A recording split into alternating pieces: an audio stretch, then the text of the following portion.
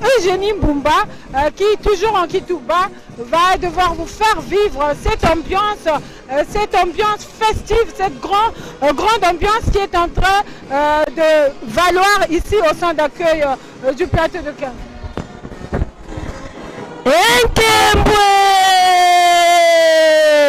Batata na mama makunda lusolo ya tedika ya kele kese mingi kanange kukwiza na inzo ya nzambi ya nene ya kimbongista awa na plateau de 15 ans kiese mekulutila na kati na bana ya tata Simon Kimbangu Kiangani na kukwiza kupesa yandi kuiza kuzonda na yandi tata beto meku kwenda kuna lambanza Kinshasa ya tedika mekubika beto kinchona ve na kinsuni ya meku kwenda kasi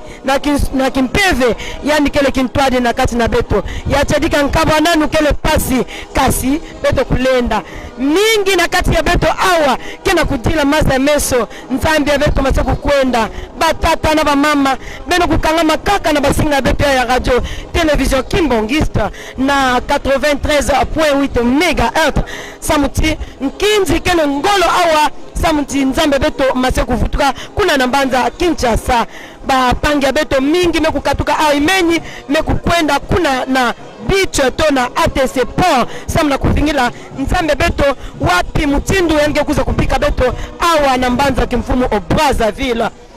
beto baina mekubikana awa beto kusaba ti nzambe beto mekubikila beto bisalu ya kunzulu pe beto kukanga makaka na kati na misiku luzolo nyonso ena mekutumisa beto kusala yao ataya ndikele ve beto kukanga makaka na misiku luzolo pe bisalu beto kulanda wapi mutindu yakela kulutila Maman Miguel. Merci beaucoup Maman Eugénie Mbumba. Alors Maman Ruth Litouka, dites-nous comment se passe l'ambiance du retour de sa divinité Papa Simon Kimbangu Kiangani pour Kinshasa ici au centre d'accueil Kimbongis du plateau de Ken. Matonzi mingi mama amiga to second buso kopesanga ibongo lisusu elobeli ya solo bandeko ba landina biso pe ba yoki na biso ya radio télévision Kimbangista o bozali kolanda biso na ngonga oyo ya 12h35 minutes ezali bongo pona ko yebisa bino ete oyo bozali kolanda bongo ezali mindule ezali kopeta bandeko na biso ya faki oyo bazali ba musicien na biso bazali kokumisa po ete bozungi ya tata Simon Kimbangu Kiangani na mboka Kinshasa elengela mikati ya mokolo mwalelo nde mingi ibo komona ndenge bandeko na biso pe banzimi ya Kimbangisa basili batondi baike kuna na biti ya ATC pona kopisa bongo tata na biso au revoir na ye pona bokei na ye mboka Kinshasa boyi ba ete boyi ya mokonzi ya bule awa mboka ngumba Brazzaville tata na biso asile kokomi na biso mokolo ya le 10 février 2023 pambate biso bana na ye ayaki na tina nini ayaki na tina bokei bongo kunzulu pe kunzulu akenda kibongo na mokolo ya le 25 février 2023 tope na mobomo itozali ezali bongo esengo pona kolakisa ete ndenge nini bokundoli ya 58 hectares oyo ezalaki bongo bomeki ya mabele to etando oyo ezomi bongo na mboka kunzulu pe banzimi nyonso ya Kimbangisa mokolo le 25 février biso baso tokendaki kuna pona botali biloko bie ebibimaki kuna bilona ndenge na ndenge pambate tata Simon Kimbangu Kiangani mokonzi wa bule yeye ayaki awa na tina mosusu te pona kobongisa misala oyo batata baye batikaki ndenge alobelaka biso mikolo na mikolo biboyi balisusu alekisaki mongo manaka maito milulu ya le 2 avril awa kaka na mboka ngumba Brazzaville ezali esengo mingi pamba te ezali mbala ya mbopo ete milulu wana ekuta ye moko awa na mboka ngumba Brazzaville mboka oyo ekangami na mokonzi ya mboka tata Denis Sassou Nguesso ezali esengo mingi pe lisusu le 6 avril mokolo oyo lingomba tata Simon Kimbangu apondaki po ete etikala kati na mokimo meyebana ezalaki mpongo le 6 avril 1921 pe na eleko oto komi ezali bongo mibu kama moko na imale tout ça et 2 ans ezali bongo ça et 2e anniversaire au biso tote bongo ko sipela manaka moye mpona koyeba ete ezali mbala ya yambo awa na mboka ya Ngumba Brazzaville tosepela bongo manaka wana ya le 6 avril pamba te kuna mboka ya Ngumba RDC bango bapesaki bongo ezali bongo ferie misala ekozala te mpe balekole ekotanga te elakisi ete date wana esilaki bongo kokangama ti yango etikali bongo libela ya libela mpo lisusu oyo ezali mbala ya yambo tala mapamboli na mboka Ngumba Brazzaville yango wana tata Denis Sassou Nguesso esika ozali tata nzambe apambola yo misala na yo mpe bokonzi na yo eyomela pamba te oyo ekangami na se ekangami likolo nazali bongo kosepela po ete koyebisa bandeko na biso na ntango oyo ezali bokei bongo na biso mpona kotika tata na biso tata Simon Kimbangu Kiangani mokonzi ya yamba Kimbangise mokonzi ya milimo mapenzi mingi na mama Miguette na zangiseli ya bongo elobeli. Merci beaucoup, Maman Ruth Litouka. Alors, je vais devoir passer le micro à Maman Claude. À Maman Claude Ngoma, qui va à son tour, elle aussi, faire un petit briefing pour cet événement, ce grand événement qui se déroule ici au centre d'accueil Kimbanguiste, où les fidèles Kimbanguistes sont arrivés ici au centre d'accueil administratif Kimbanguiste du plateau de 15 ans pour venir dire au revoir à sa divinité Papa Simon Kimbangu Kiangani qui repart à Kinshasa aujourd'hui après ces quelques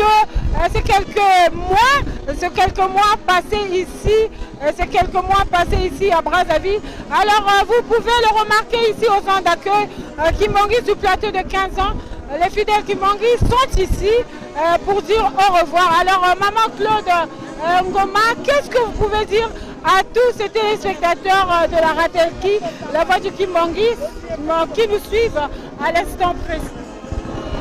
Alors, merci Maman Miguette Ntalani. Eh bien, en ce jour spécial pour nous, fidèles Kimbanguistes, marqué par le retour de sa divinité Papa Simon Kimbangu Kiangani en République du Congo, nous, fidèles Kimbanguistes, du moment où nous sommes ses serviteurs, nous sommes présents ici pour accompagner sa divinité. Eh bien, ayant accompli des œuvres salvatrices et des œuvres grandioses en République du Congo, des œuvres qui nous ont marqués, nous ne sommes pas restés convalescents, nous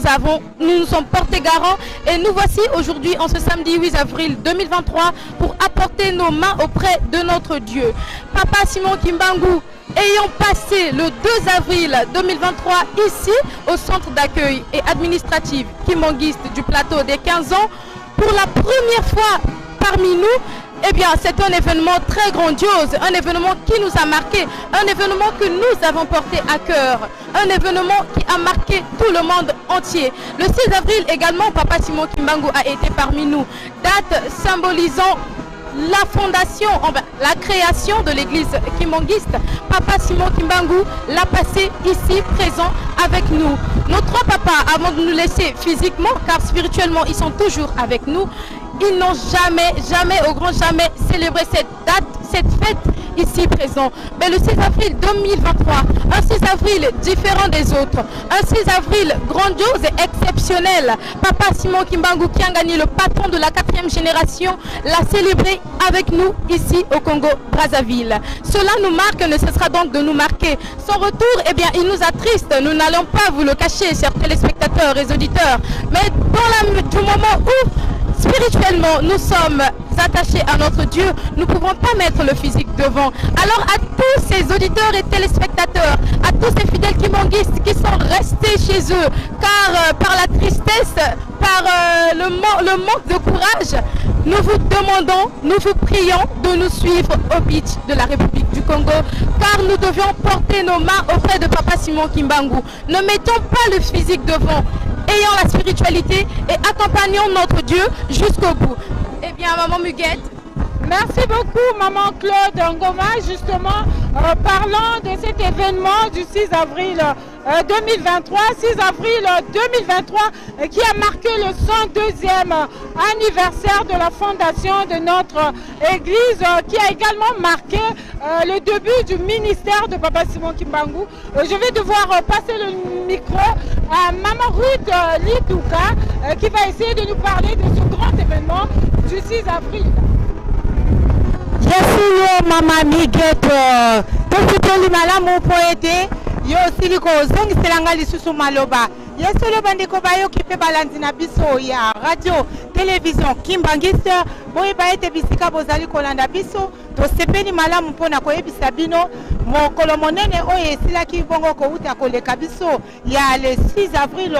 2021 oyo ezalaki bongo monene ya likambo oyo tata Simon Kimbangu asilaki kobunda na tina eyamba Kimbangiste ekoka bongo koyebana po ete ngomba oyo etikala libela kati na mokili mobimba pe bandeko na biso botikala koyeba malamu ete awa na mboka Engumba Brazzaville tata Simon Kimbangu Kiangani mokonzi ya bule ye azalaki na biso awa elongo pe ezali bongo mbala ya yambo ete manaka moye bakoleka awa esika oyo evandi bongo ezali bongo kokamba tata mokonzi ya bule tata Denis Sassou Nguesso esika azali tata lokola ondimaki ete milulu moye moleka awa elakisi ete eyamba Kimbangiste esuki kaka awa te ezali pona mokili mobimba pe tokoyebisa na bandinga oyo balandaki biso bayeba malamu ete milulu moye kuna na RDC esika oyo babengi bongo Kinshasa Engumba te bituka nyonso ya mboka Kinshasa to pe RDC bazalaki na ferie batangaki te misala pe nyonso bizalaki ya kolala mokolo yango ata bangunya oyo basekaka tata Simon Kimbangu ata bangunya oyo basekaka eyamba Kimbangiste bango pe basepelaki wana pe basepelaki mokolo wana ezalaki mokolo ya mosala te pe dati wana tope mokolo yango ekangami pe etikali libela ete boyebana mokili mobimba ete dati wana ezali mpona Kimbangiste kaka te ezali mpona mokili mobimba boyeba ete ezali bitumba monene tata Simon Kimbangu apundaki po ete moto moindo tozalaki eloko te tozalaki mikuwa tozalaki esika moko ya ntina te oyo mondele azalaki kobwaka biso oyo mondele alingaki kutu tozala te penepene na ye te mondele amonisaki biso pasi kasi ya ntina ya tata Simon Kimbangu oyo ayaki kobunda etumba oyo mpe alongisaki posolo indo yango wana bomoni ete le 6 avril elakisi ete mokolo wana ekangami mpona libela na RDC mosala ekozalaka te mpe kotikala mpe kozala te etikali dati wana libela nazali kozongisa maloba na nga na mama Miguel seconde douce mpona kolekisa lisusu na ndinga mosusu na bandinga oyo tozali na bango. Merci beaucoup, Maman Ruth Litouka. En tout cas, le 6 avril 2023, ça va remarquer pour vous qui êtes fidèles à la radio la voix du Kimbangisme. Vous avez remarqué qu'il y avait ici au centre d'accueil Kimbangisme administratif du plateau de 15 ans la présence de sa divinité Papa Simon Kimbangu Kiangani. Alors je vais devoir donner le micro à Maman Eugénie Mbumba qui va nous expliquer qu'est-ce qui a marqué le 6 avril 2023. En tout cas, c'était quel événement? Il va vous expliquer en langue Kikuba. Matone mingi mama Miguel yatedika batata pepa mama kilungu ya samba nongonda iya kula difunda mosi kama hivyo makumi zole na mosi kilungu ya samba nongonda iya mvula ya ibetokele ya mafunda zole na makumi zole na tatu to na mputu bayo kuzondaka le 6 avril 1921 6 avril 2023 yamekuza kusala kama ya bambula na bambula zole to 102 ans na kati na likundu ya beto ya tata Simon Kimbangu banda bakutaka kupesa tata Simon Kimbangu kisalu ina tuwa beto Yesu Kristo kutaka kupesa yaji kana beto kutala na kilumbu ya tano ngonda iya ya pula bifunda mosi kama itwa makumi zole na mosi to na le 5 avril 2021 na ngonga ya mini to 0 heure tata Furisu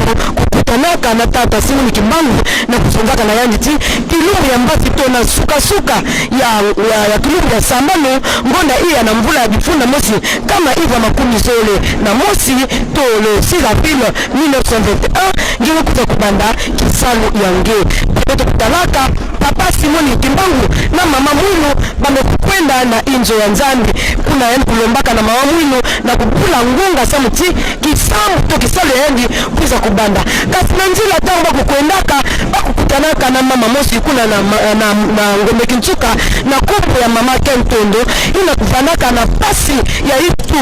pe fumihisu kulombaka na tata Simon Kimbangu samuti yani kusadita mama Mbumba ina mataka na mama bakunja Lusolo papa Simon Kimbangu tala kisika yani kuzaka kutona kisalu ina kupesaka yani mfuma beto Yesu Kristo pe mama Mwilu kuzondaka na tata Kimbangu njima kisalu ya mga kusange maboko tala wapikisika tata Simon Kimbangu kuzaka kubanda kisalu ya yanji pe na kilumbi na kaka yale 6 avril tata beto tata Simon Kimbangu kiangani banda yani kubandaka kisalu ya yanji kilumbi ya tete emekuza kumutisa kilumbi yai ya nene au wananchi beto ya Kongo Brazzaville kuna yake le kiese mingi na beto mikwikizi ya tata Simon Kimbangu kiangani au wananchi beto ya Kongo Brazzaville bwela kuna na mbanza ya Kinshasa yamekuza kuvanda kilumbu ina batu nyoso kuvandaka na injo to journée chômée payé yamekuza kubanda na mvula eti na mvula nyoso ina tena kukuizaka mfumo ya limialu ya RDC kuna na mbanza Kinshasa na kusonza banda kilumbu ina ya sambano ngonda iya na mvula ya tiba mvula nyoso tena kukuiza yake kukuma kilumbu na batu nyoso ke kusala ataki salo mosi ve yake kilungu bawe kupita pesa na tata Simon Kimbangu pala wapikisika tata Simon Kimbangu kela nime kusona ti mvula yetu tumekukota yake le mvula ya kusakana ve yake le mvula ina mambo nyoso mekuza kubamba na mbatukulu tala mwati yote mama Migeta ina kufanaka na mimi kubwela na zulu na ina mekutadila kilungu ya sambano ngone iya na mvula yetu. En tout cas, merci beaucoup, cher consort Eugénie Mbumba. Comme a su le dire ma consort Eugénie Mbumba, le 6 avril 2023, de l'autre côté de la rive, en tout cas, en RDC, le président de la République, Etienne Tshisekedi, a pris un décret décrétant la journée du 6 avril comme étant une journée férié, chômé et payé sur toute l'étendue de la RDC. Et cela a commencé donc en cette année 2023. C'est une grande nouvelle, en tout cas pour nous les Kimbongistes, pour tous les Africains, de savoir qu'aujourd'hui, les chefs d'État africains reconnaissent la grandeur, la valeur de Papa Simon Kimbangu. Alors, je vais devoir passer le micro à maman Claude Ngoma avant de passer le micro à maman Sumba Mani Rita. En tout cas, maman Claude, dites-nous ce grand événement en RDC où le président de la République, Etienne Tshisekedi, a décrété la journée du 6 avril comme étant une journée fériée, chômée et paix. Alors, merci maman Miguette Talani. Tout d'abord, j'aimerais dire à tous ces auditeurs qui nous suivent de partout, ainsi qu'à tous ces téléspectateurs qui nous suivent également, que le 6 avril 1921 marque le début du ministère de Papa Simon Kimbangu. Son début de ce ministère a été marqué par la guérison de Maman Kiantondo. Maman Kiantondo, une femme qui souffrait de maux de tête incurables et avait donc eu à guérir auprès de Papa Simon Kimbangu. Papa Simon Kimbangu en 1921 avait reçu un appel du Christ. Le Seigneur Jésus-Christ avait apparu divinement à Papa Simon Kimbangu afin qu'il puisse propager sa nouvelle et répandre son œuvre grandiose à travers le monde. Papa Simon Kimbangu avait donc accepté et Maman Mwilu, Marie Kiawanga avait donc proposé et accepté également d'apporter son soutien auprès de Papa Simon Kimbangu. Le 6 avril 1921, la première cloche fut sonnée par Maman Marie Mwilu Kiawanga. Maman Marie Mwilu Kiawanga, une femme battante, une femme prodigieuse qui apportait son soutien auprès de Papa Simon Kimbangu, qui fut son époux. Le 6 avril 2021, à Kamba, la nouvelle Jérusalem, son excellence Tshisekedi Tshilombo avait déclaré que dorénavant, le 6 avril serait une journée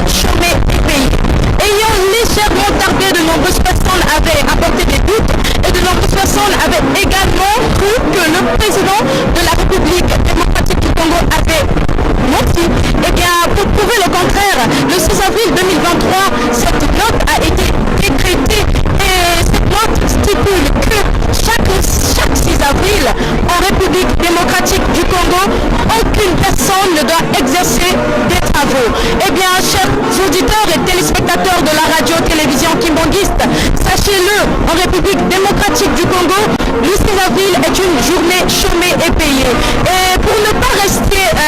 convalescents, comme nous l'avons dit en amont, les chrétiens, les fidèles kimbanguistes de la République démocratique du Congo avaient fait un grand carnaval pour montrer aux Quinoises et Quinoises que la journée du 6 avril a été décrétée journée chômée et payée. Pour ne pas rester convalescents, ils ont montré au monde que Papa Simon Kimbangu a accompli beaucoup en 1921 et jusqu'alors, sa génération ne cesse d'en faire. Et bien voilà, Maman Muguette, nous avions aussi. Merci beaucoup, Maman Claude Ngoma. Alors, je vais devoir passer le micro à ma consoeur Sunda Mamirita, qui va toujours nous parler de ce grand événement du 6 avril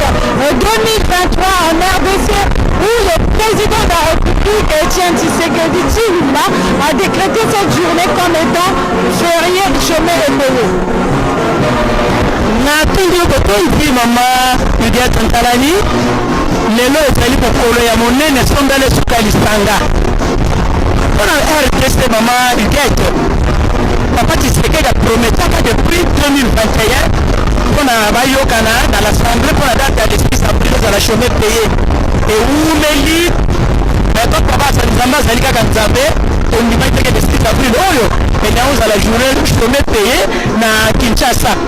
Mokili mobimba limbisanga RDC mobimba moto akeleki na mosala azalaki te mpona mokolo ya monene lobi papa tifima nokango même buto ningaki mbangisi te même buto ata likambo même buto ningaki mbangisi te ovandi na ndako mpona papa Simon Kimbangu le 6 avril chômé payé moto tu avandi na ndako eza mokolo monene bato bamonaki neti aleki mokolo ezanga ntina oyoka mama neti mokolo ezanga ntina mais comme nzambe aza nzambe bakotikala nzambe nzambe aza nzambe akotikala nzambe RDC mobimba bakomi kopema mokolo ya 6 avril ekomi chômé payé mpona nini mpe kaka kosawa esaleka te nyonso eza papa nzambe abongisela biso po papa Simon Kimbangu soki ayaka mpona kobikisa loposo moyindo mama journaliste mpona kobikisa loposo moyindo ozomona aye mpona kobikisa biso ozozwa ye na valeur te bamakambo nyonso ezoleka na lingomba pardon na mokili bazomona Kimbangu aza motu pamba me lelo oyo mokili eyebi mpe esosoli sevre bango nyonso ki te me oyo bayebi basosoli bazopesa témoignage eza esengo monene mpona biso lelo mpe eza bozongi ya tete molimo centre na mboka ya RDC. Tala ndenge bato basepeli mabici mpe sombele soki babisanga mpona kosepela mokolo ya lelo mama mokonzi seke malobe epa na bino. Merci beaucoup, Maman Sunda Mami, en tout cas, pour cette intervention tellement capitale. Chers téléspectateurs, vous qui nous suivez sur Canal+, sur TNT, sur notre chaîne YouTube, ainsi que sur la 93.8 MHz, vous qui êtes fidèles à la Ratelki, la voix du kimbanguisme, nous cessons de le dire merci beaucoup pour votre fidélité. En tout cas, comme vous pouvez le remarquer, nous sommes toujours ici au centre d'accueil administratif kimbanguiste du plateau de 15 ans, où tous attendant le départ de sa divinité, Papa Simon Kimbangu Kiangani, pour Kinshasa. Alors, Maman Claude Ngoma, hier nous avons suivi ces chefs coutumiers venus de Kinshasa, venus de l'Angola, chefs coutumiers également d'ici à Brazzaville. Qu'est-ce que vous pouvez donner comme un rappel à toutes ces personnes qui n'ont peut-être pas eu cette chance de suivre leur discours? Donnez-leur un peu en bref le message que ces chefs coutumiers ont pu passer à toute la population congolaise, pourquoi pas à tous les Africains par rapport à ce qui concerne Papa Simon Kimbangu. Eh bien, merci Maman Muguette Ntalani. Nous tenons à rappeler que ce 6 avril 2023 a été marqué par la présence des 3 chefs coutumiers représentant les 3 Congos. Je cite le Congo Angola, le Congo Kinshasa et le Congo Brazzaville. La particularité du message profond que ces 3 chefs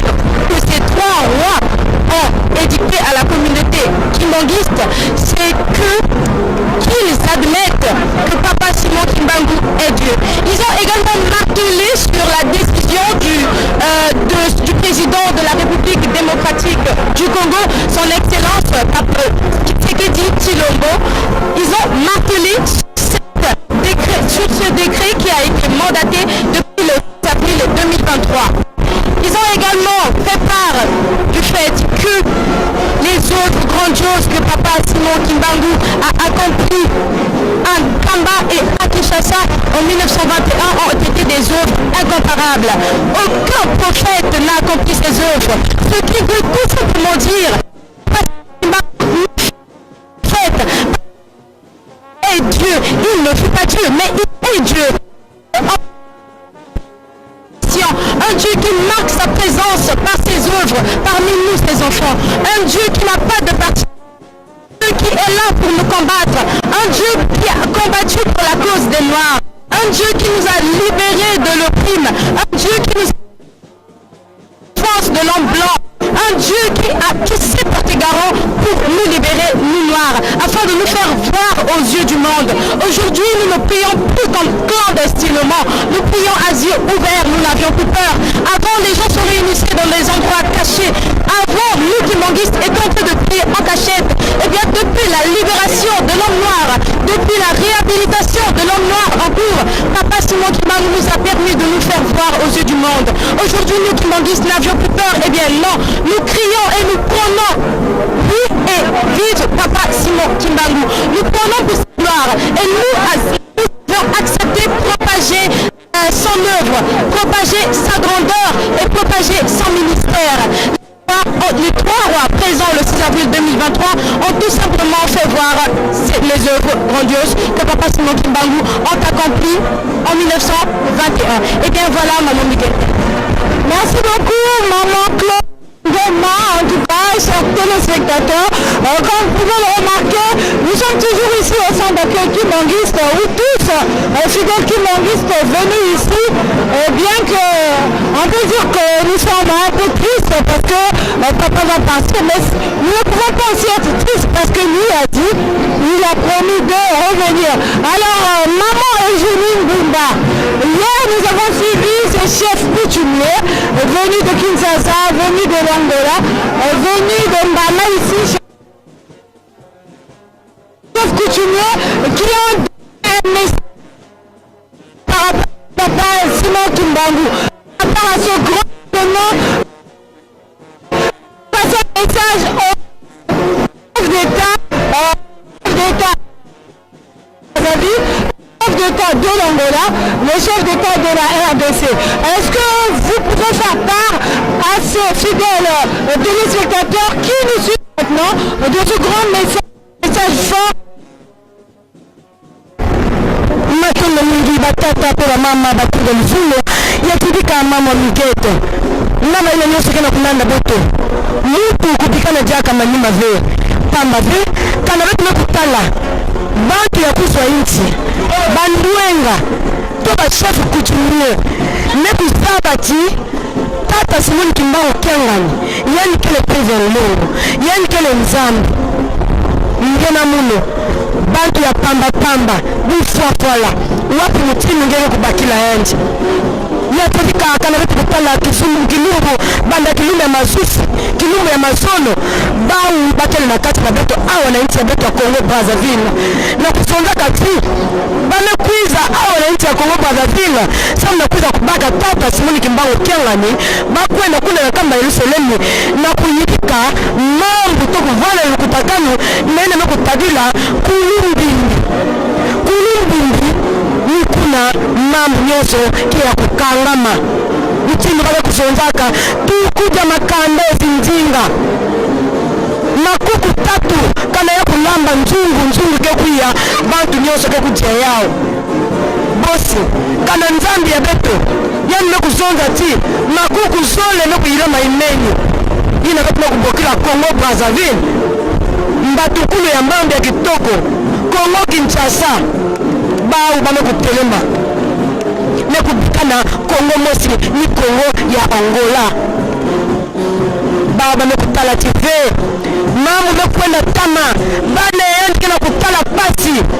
kinkole ina bandaka bana natangwa Tata Simon Kimbangu ya mvula jifuna mosi kama hivyo makumi zolo na mosi tina kilumbu ya bubu ya tedika yani kuzaka kusangula beto kuzaka kubasi sabeto na nganda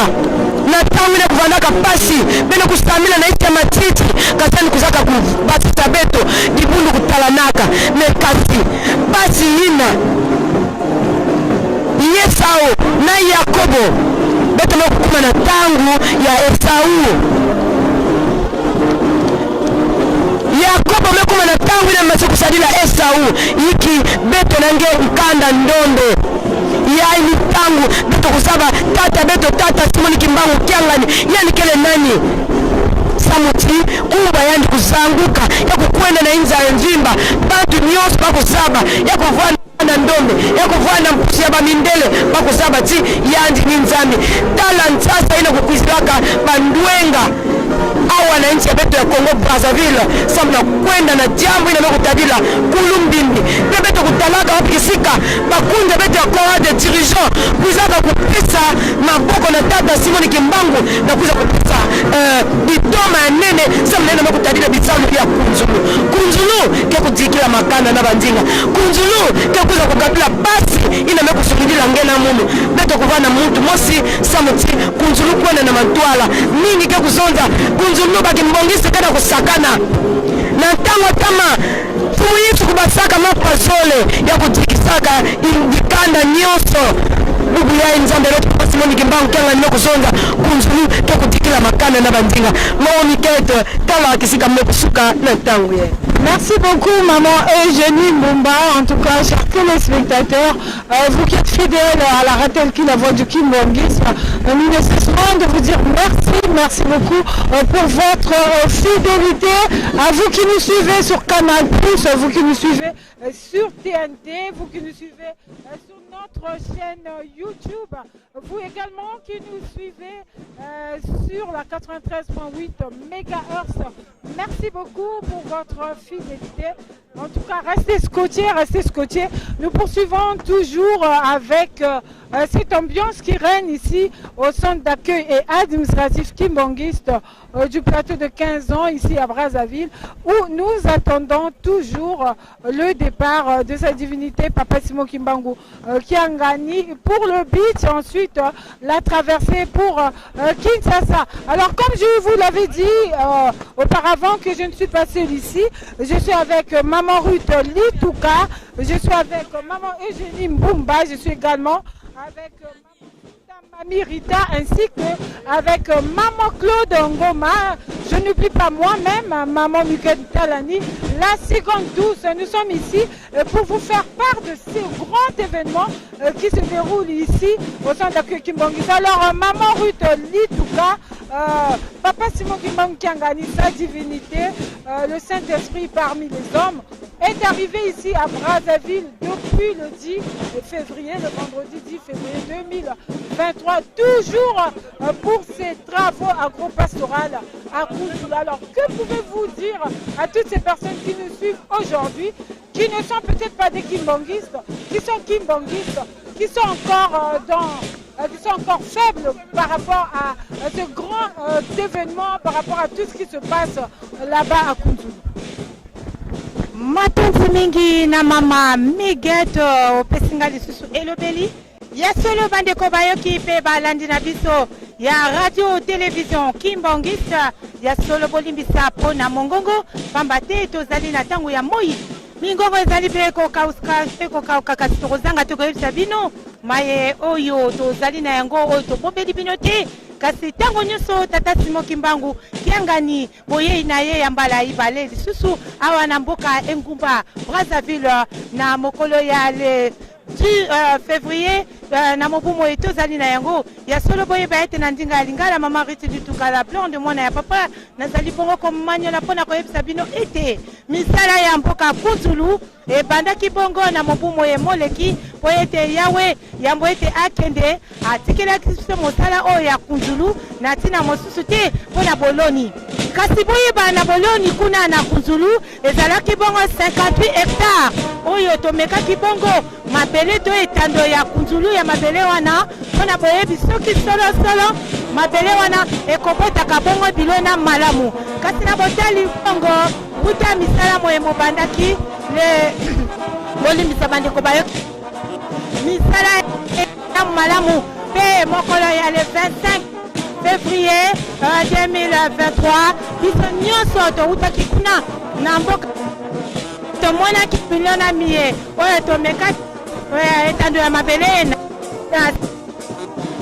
monaki bongo bamasango ebimaki tomonaki banguba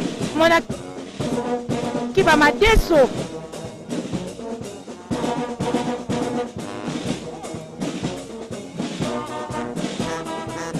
mitukulu to aubergine vert mpe baete likambo ya Nzambe ekoki ko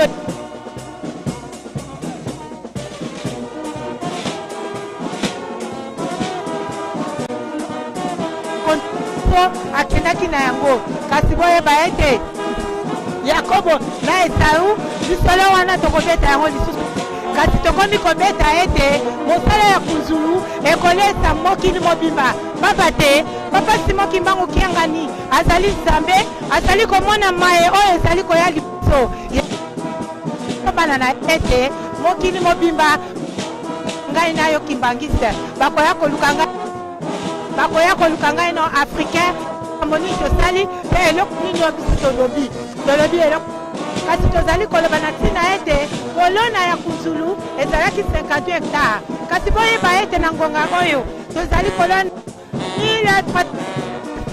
oyo esili kosalama ekomi ba 1000 hectare kasi boyeba ngo balingi lisusu ezalaka 1350 hectare te kasi ekoma ata 2000 hectare wana bokomona ete etando ya mabele ekokende molai mpe milona yango ekozala ebele pamba te oyo tobimisaki ezali ebele ekozonga lisusu na mabele mpona koyeba ete mikolo ekoya nzala na mboka Kongo ekotangama lisusu te mpe Kongo ezali kolesa mokili mobimba mpe yo mwana ya Brazzaville boyeba ete biso tozali kokende esika moko na misala oyo ya tata mokonzi wa mboka tata Denis Sassou Nguesso ndenge ye alansaki misala na ye ya kolona mpe kobokola biso mpe awa na engumba Brazzaville tata Simon Kimbangu Kiangani ayebo ete mabele ya kunzulu ekolonama milona ya ndenge na ndenge mpe ekobokola bibwele mpe banyama ya ndenge na ndenge yango wana nazali kozongisa elobeli na ngai na mama Miguette mpo na baninga misusu. Merci beaucoup, maman Ruth Litouka. En tout cas, chers téléspectateurs, comme vous pouvez le constater, nous sommes toujours ici au centre d'accueil kimbangiste et administratif du plateau de 15 ans où se déroule un grand événement, nous le réitérons. Cet événement marquant le retour pour Kinshasa de sa divinité Papa Simon Kimbangu Kiangani. Nous vous rappelons que Papa Simon Kimbangu Kiangani était arrivé ici à Brazzaville pour sa deuxième venue, pour son deuxième voyage après les 5 mois passés ici à Brazzaville, précisément le vendredi 10 février 2023. Alors aujourd'hui, samedi 8 avril 2023, Papa Simon Kimbangu Kiangani repart donc à Kinshasa pour aller ensuite en Kamba, se préparer ensuite pour Kouloubibi, comme nous l'avons entendu hier, par ce message fort, je le répète, de ces grands chefs coutumiers qui ont passé un grand message hier. Alors Papa Simon Kimbangu Kiangani, venu ici à Brazzaville, c'était justement pour les travaux agro-pastoraux de Kunzulu. Il ne cesse de dire que Kunzulu va nourrir l'Afrique tout entière, que Kunzulu va nourrir le monde entier. Alors, Maman Soudamani, dites-nous par rapport à Kunzulu, qu'est-ce que vous pouvez dire à ces fidèles auditeurs qui nous suivent à l'instant? Natondi Maman Miguette Ntalani, Kunzulu, Papa Simon Kimbangu Kiangani lobi yango nde kolesa mokili mobimba. Ezalaka na mokolo ya zomi na misato na santa ya Motoba na santa ya Sambo na mobu ya zomi na Mwambe na tuku zomi na Libwa na tuku Mwambe na misato ni Kunzulu efongwamaki. Pona nini babike tokolesa mokili mobimba tango efongwamaki na mobu wana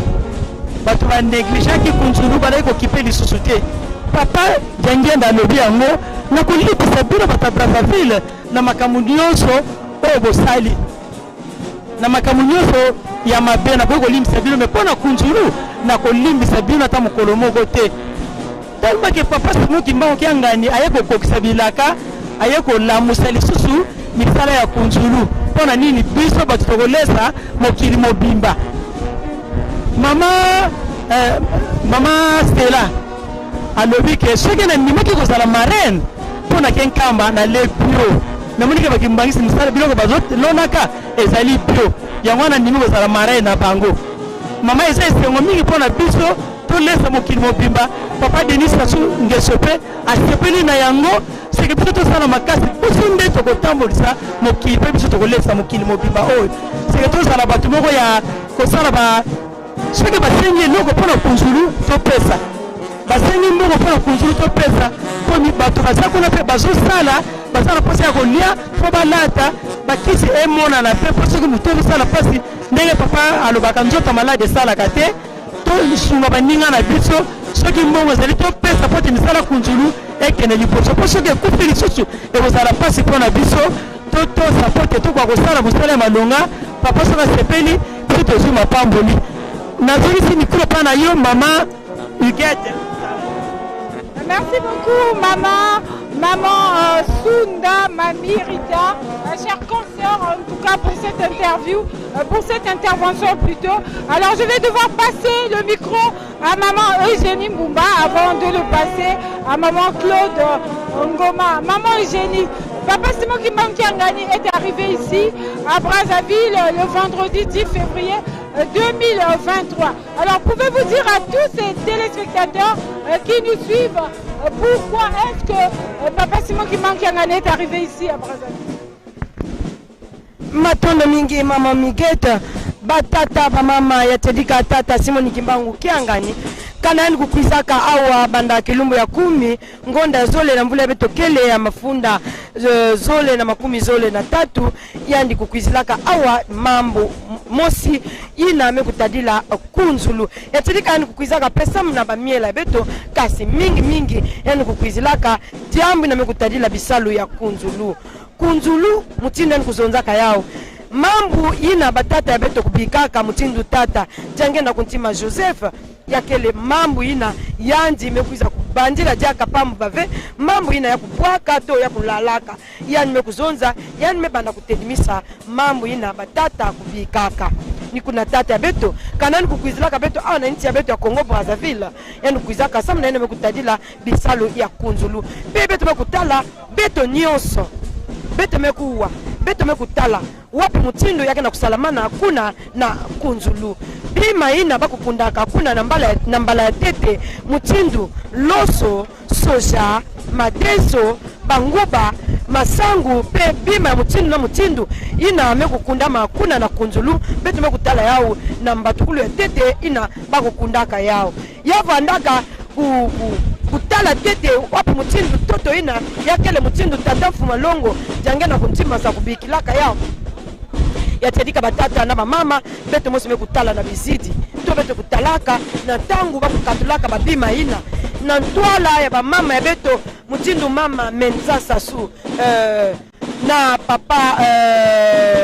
Menza Sassou pe batata Valentin mingi bakuvandaka kuna batata Christelle Sassou bakuvandaka kuna na kunzulu na kwenda kutala wapi mutindu kisalu kena kusalama kuna na kunzulu batata na mama kanangeme kutala ve sosa bakusonzila nge kanangeme kutala ve sosa nge mosi kisika nge kele awa na ntia Congo Brazzaville ya kuvuana nge na Pointe Noire ya kuvuana nge na Dolisi nkai bisika nyonso ina kele bana tata Simon Kimbangu-Kyangani samna na mekutala bisalo ya kunzulu beto kulalisa mesofe beto kutelema mutindu nzambe beto tata Simon Kimbangu-Kyangani mekuza kubanda bisalo ina ya kunzulu pe mekusonza yake kusuka kuna na kunzulu ve kuna na le nord kuna na le Nyari na Kingembo tata beto ke kukuma bisika nyonso ina tata jangena kutima Joseph kubikilaka beto batata na bamama mbote beto kutelema beto mekutala pe katula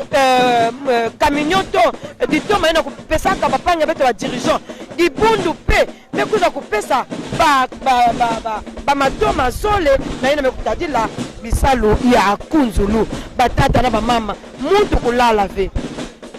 beto nyonso beto kutelema na ina mekutadila bisalo ya kunzulu kana beto kulala nzambe beto kunyonga pe banzambu ina mekunatina beto kukuzwa yao ve mbote beto kunwani na banzambu na kati na kusala bisalo ina mekubikila beto yani mekukwenda kasi bisalo yafana kulala ve bisalo mutindu yani mekutedimisa yao ya kuvanda kaka mutindu yani mekutedimisa ya te kimpeve kulutila na kati na beto bana yandi kisuni kuvanda fioti mutindukele bandombola yandi. Mama Miguette. Merci beaucoup, maman Eugénie Mbumba, chers téléspectateurs de la Ratelki, la voix du kimbongisme. Nous poursuivons toujours dans cette lancée de parler de Kunzulu, puisque Kunzulu, c'est l'objectif même de la venue de sa divinité Papa Simon Kimbangu Kiangani ici à Brazzaville depuis le 10 février 2023. Alors, pour votre gouverne, pour votre information,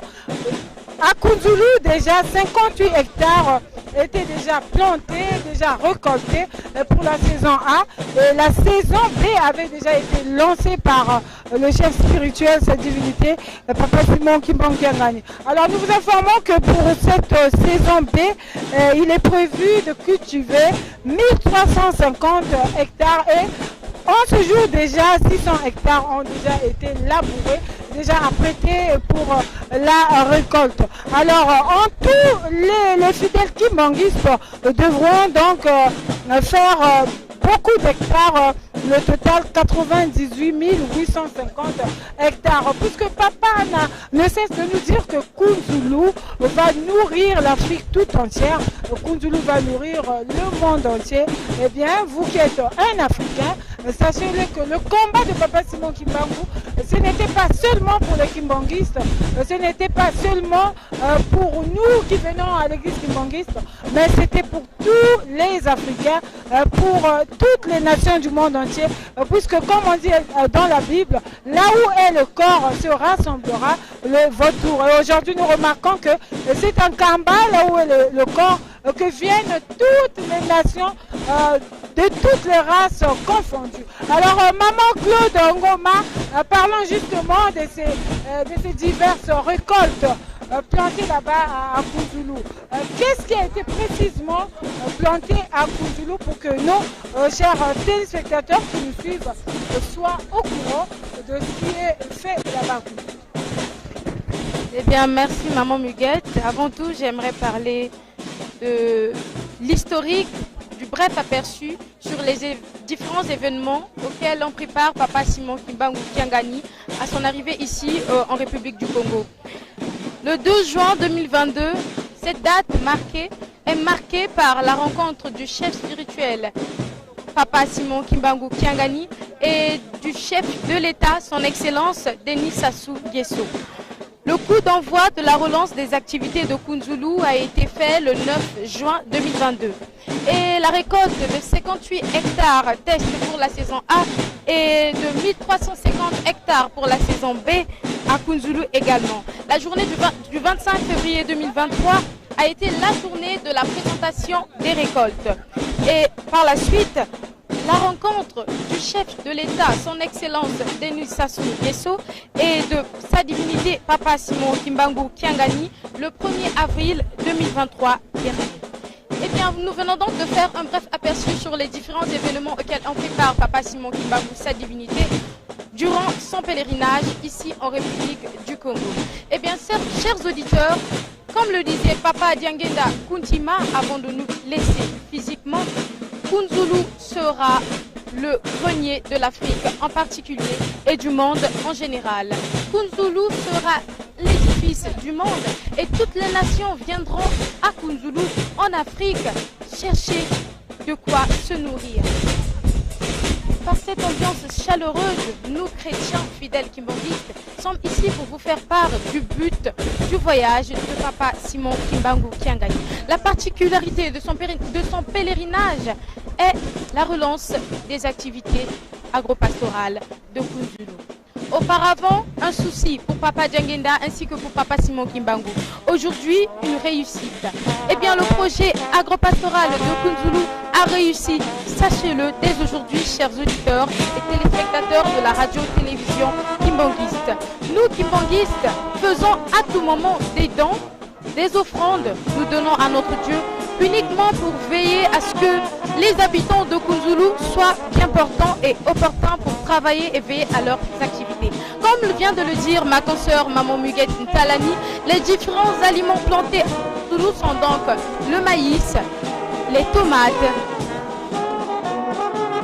du haricot, du riz, Bien d'autres aliments encore sont plantés à Kunzulu uniquement pour la propagande de la nouvelle de notre Dieu Papa Simon Kimbangu Kiangani. De nombreux aliments encore, de nombreuses graines sont en cours pour être plantés à Kunzulu. Eh bien, il n'y a pas que des objets pour planter à Kunzulu, il y a aussi des biens, des bétails. Il y a des bétails qui sont prêts d'aller à Kunzulu. Papa Mbenza Kiangani, il envoie des bétails depuis Kamba et il les envoie à Kunzulu uniquement pour élever les travaux de Kunzulu. Alors, cher papa, chère maman, pour tous ceux qui doutent des activités agropastorales de Kunzulu, la marraine du projet grandiose l'a déclaré maman Stella Mensa Sassou Nguesso, la députée maire de Kintele. Elle l'a déclaré, elle a daté, Kunzulu sera le grenier du monde. Ayant vu la volonté manifestée par les kimbanguistes en Kamba, ayant mangé bio, ayant été nourri, elle s'est portée garante pour parler auprès de son excellence Denis Sassou Nguesso de la volonté des kimbanguistes afin de porter sa main au projet agropastoral de Kunzulu. Nous n'allons pas oublier le fait que l'État nous soutient vraiment, le soutien de l'État est vraiment fort et profond et nous le mentionnons. Voilà, maman Muguette Talani, nous allons faire un peu. Merci beaucoup, maman Claude Ngoma. Nous vous signalons que le chef spirituel est déjà fin prêt pour son départ pour le beach de Brazzaville et ensuite faire la traversée pour Kinshasa. Mais nous sommes là avec vous, fidèles téléspectateurs de la Ratelki, la voix du kimbanguisme, pour vous faire vivre ce grand événement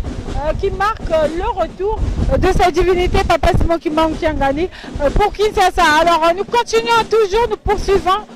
toujours pour vous faire part de cette ambiance qui règne ici au centre d'accueil kimbanguiste du plateau de 15 ans où à l'instant précis la fanfare kimbanguiste est en train d'entonner des conflits toujours dans le but d'illuminer l'éternel, toujours dans le but de rendre honneur à sa divinité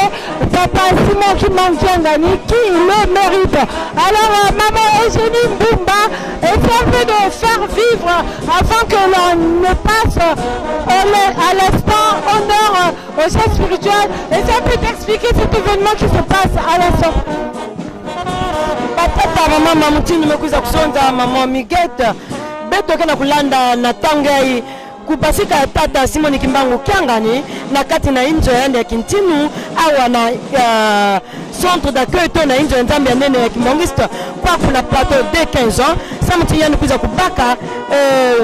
kinji yani to honor ina yani kuzwaka na kubaka nzila kukwenda kuna na ATC kisika wapi yange kubaka masua na kukwenda yatadika yandi yani nakubasika na nganda imeni samuti anikuza kubaka nzitusu ya yandi peto mekutala watu mfindu ni kuikizike na kuyangayala samu na kupepa nzambi ya beto ina wasa kupika beto awa na inchi ya beto ya Brazzaville beto kulanda wapi sika ba masikuza kupisa nzitusu na tata beto tata Simon Kimbangu Kiangani maman Miguette. Merci beaucoup. Suivant à l'instant le venant rendu au chef spirituel.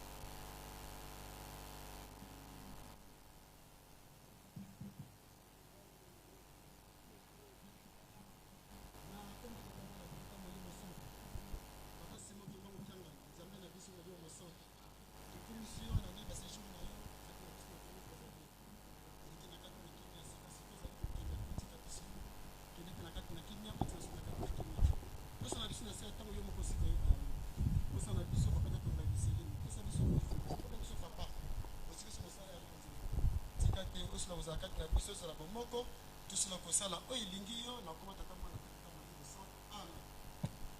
tobondela na kombo ya tata ya mwana mpe molimo centre papa Simon Kimbangu Kiangani papa Simon Kimbangu Kiangani papa Simon Kimbangu Kiangani nzambe na biso oyo ovandi na biso 2 mois papa obongisi nyonso ndenge obongisaka yo okomi kokende mokolo lelo biso tokotikala papa longola nyonso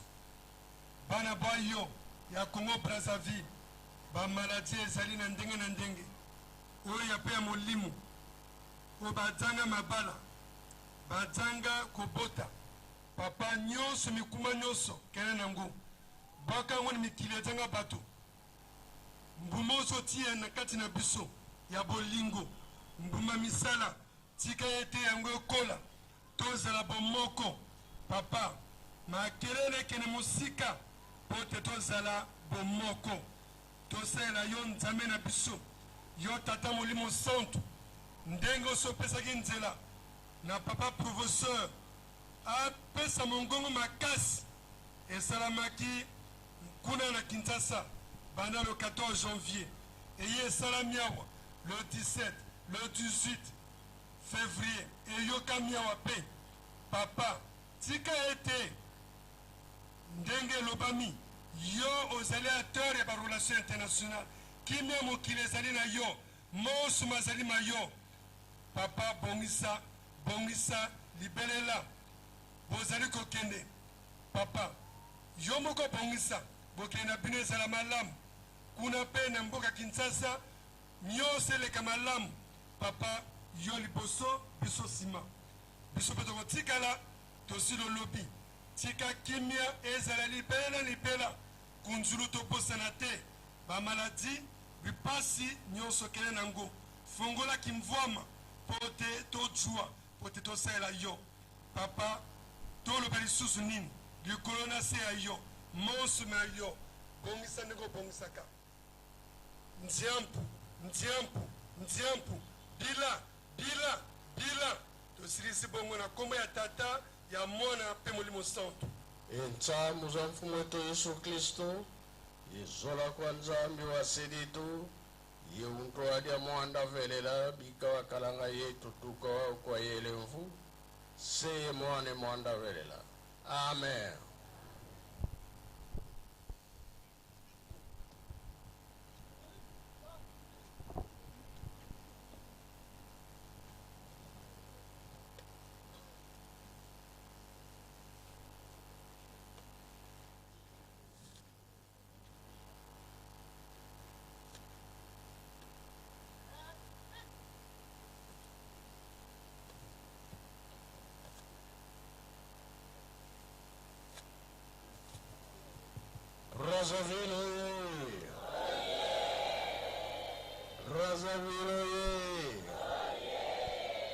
Brazzaville,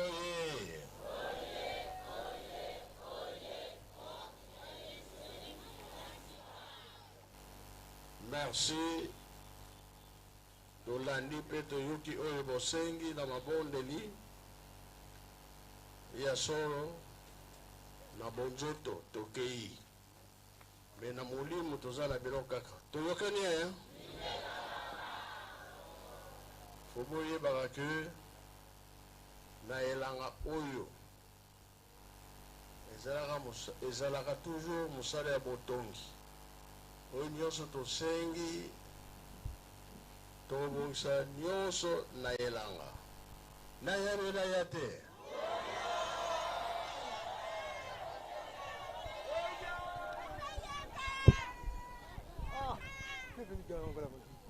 wana tusengi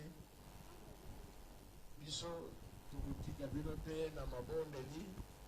bino mpe bokosala biso te na mabondeli toyokani ya sikonga na koloba kikongo na monoko na bino te usalele ote bayoki yango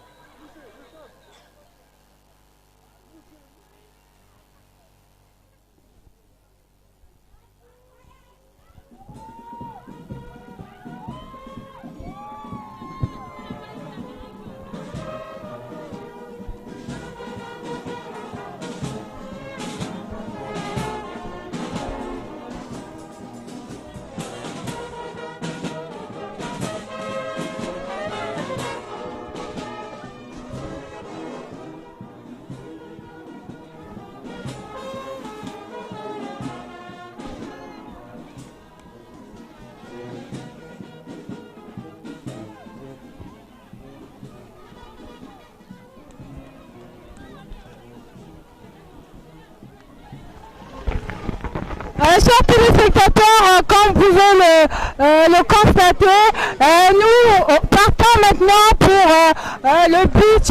de Brazzaville où nous allons devoir dire au revoir à sa divinité Papa Simon Kimbangu Kiangani, le chef spirituel de l'église kimbangiste, arrivé ici à Brazzaville depuis le 10 février 2023. En tout cas, les fidèles kimbanguistes sont ici nombreux au centre d'accueil kimbangiste. D'ailleurs, certains sont déjà là-bas au beach pour tous ensemble dans l'unanimité, dans l'amour, dans l'ambiance qu'il faut pouvoir dire au revoir à sa divinité Papa Simon Kimbangu Kiangani. En tout cas, chers téléspectateurs de la Ratelki, la voix du kimbanguisme, vous qui avez choisi la Ratelki, la voix du kimbanguisme,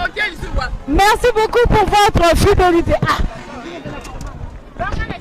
Mapenzi mingi na mama Miguette secondiso ya solo bandeko bayoki pe balandi na biso ya Ratelki na kanisi bozali kolanda biso na bokebi nyonso bisika bino bozwami poyiba na bolamu ete awa tozali kokende bongo kotika yewi mokonzi Tata Simon Kimbangu Kiangani mpona bozongi na ye na mboka Kinshasa. Yango wana tozali kotika centre d'accueil kimbangiste ya plateau de Keza mpona bokei bongo na bute ATC ya solo botondi mingi pamba te toyebi ete bozali ebele mpona kolinga koyeba nini oyo tokosala mpe koleka kosala na ntango iye. Yango wana bandeko bayoki mpe balanda biso ezali esengo makasi na komona bino mpe na koyoka oyo biso tozali koloba nini bazali koleka awa na ntango eye ya solo ntango mpona kokende bongo na nzela ya biti ya ATC na ye moko tata mokonzi wa bule Tata Simon Kimbangu Kiangani bozongi na ye na Kinshasa. Ya solo bandeko bayoki pe balandi na biso lelo ezali esengo mingi po ete ezali mokolo ya mwambe na sanza ya minei na mobumo yetu zali po ete nzambe na kati na bato Tata Simon Kimbangu Kiangani azali kotika mboka engumba Brazzaville mpona bokei bongo Kinshasa. Ya solo bandeko na biso tozali kolanda pe koyoka na maloba na etango nyonso abosani te ete kunzulu ezali mpona mokili mobimba. Kunzulu ezali kolonama bilona pe kobokola na tina ete mokili mobimba moko ya epai na yo moto moindo Afrika boyeba ete tososola po ete ntango esili bongo kokoka po ete nzala ezala esusu te awa na Afrika na mboka Congo Brazzaville ezali esengo makasi nde nazali kozongisa bongo elobe nanga na mama Miguette mpona kopesa moninga mosusu. Merci beaucoup, Maman Ruth Lutuka. En tout cas, nous sommes toujours dans cette ambiance.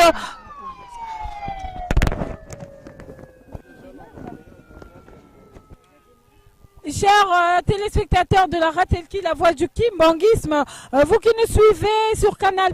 vous qui nous suivez sur TNT, vous qui nous suivez sur notre chaîne YouTube ainsi que sur la 93.8 MHz. Merci beaucoup pour votre fidélité. En tout cas, tout à l'heure, avant son départ, le dernier message de sa divinité, Papa Simon Kimbangu Kiangani, chef spirituel et représentant légal de l'église kimbanguiste. Dans son dernier message, il nous a promis revenir d'ici peu. Alors, il a exhorté les fidèles à poursuivre avec ses travaux de construction là-bas, toujours à Kunzulu. En tout cas, chers téléspectateurs, vous qui êtes fidèles à la Ratelki, la voix du kimbanguisme, vous qui êtes scottiers, merci beaucoup pour votre fidélité. Alors, toujours pour vous faire vivre ce grand événement, pour vous faire vivre cette ambiance, pour vous faire vivre ce retour de cette divinité Papa Simon Kimbangu Kiangani à Kinshasa. Nous sommes une grande équipe ici pour faire des commentaires, pour vous faire participer. Vous qui êtes loin, pour vous faire participer ce qui se passe ici à Brazzaville. Nous sommes une grande équipe, comme je l'ai dit. Il y a Maman Ruth Litouka qui vous fait part de cet événement en Lingala. Nous avons également Maman Eugénie Mbumba pour la langue Kituba et nous avons également Maman Claude Ngoma pour le français toujours. Alors Maman Eugénie Mbumba, dites-nous maintenant à quel niveau sommes-nous pour faire vivre à ces fidèles téléspectateurs de la RATI qui est cet événement. Matondo Maman Miguette bakunda luzulu batata pe mama ya tedika baina nyonso kina kulanda beto na basinga ya radio Kimbongiste na 93.8 MHz beto kina kutala wapi mutindu Nzambia beto tata Simon Kimbangu Kiangani mekuiza kubika mbanza ya kimfumo Brazzaville samna kukwenda kuna na beach samuti Nzambia beto kena kukwenda kuna na Kinshasa bakundi ya luzolo yakele kese mingi na kutala wapi mutindu batu mekutelema mingi na banzila na kutala wapi mutindu Nzambia beto kena kubaka nzila kuna na kwenda kuna na Kinshasa ya kuvanda mikuikizi ya yandi ya kuvanda baina nyonso mekuzola tata beto baina keleve bakimbongista mekutelema na banzila na kati na kiese pentsai mingi na kutalaka wapi mutindu Nzambia beto tata Simon Kimbangu Kiangani mekubika mbanza kimfumo Brazzaville na kukwenda kuna na Kinshasa yakele kese mingi batata na bamama yakele kiese pe mayangi ya kuzonza ake na kumanisa batata pe bamama kasi yake kumanisa ve pamba ve beto kele awa samuti na kuzonzela beno wapi mutindu yake na kulutila batata pe bamama bakundia luzolo tala batata na bamama mekutelema samuti Nzambe beto yandi ya mekubika mbanza kimfumo Brazzaville na kukwenda kuna na port to na ATC port samna kubaka masua inakikunata bau kuna na inti ya Kinshasa batata pe mama yakele kiese na beto bana yandi na kutalaka wapi mutindu Nzambi mekukwenda yina mekunatina beto luvuvamu awa na inti ya beto ya Congo Brazzaville Nzambi ya beto mekunatina beto luvuvamu yani mekunatina beto kiese yani mekunatina beto luzolo na kati na bisalu yina mekuiza kulakisa beto wapi mutindu bake kusalaka kuna na kunzulu kanange kukwenda Nzambi beto mekuiza kulakisa beto wapi mutindu bake kusalaka bisalu yao mekutalana babima ina mekukunda makuna etete beto mekutala yao mutindu madeso soja loso masangu pe bima ya mutindu na mutindu Maman Fredo mekuvutula beno ndinga bloqué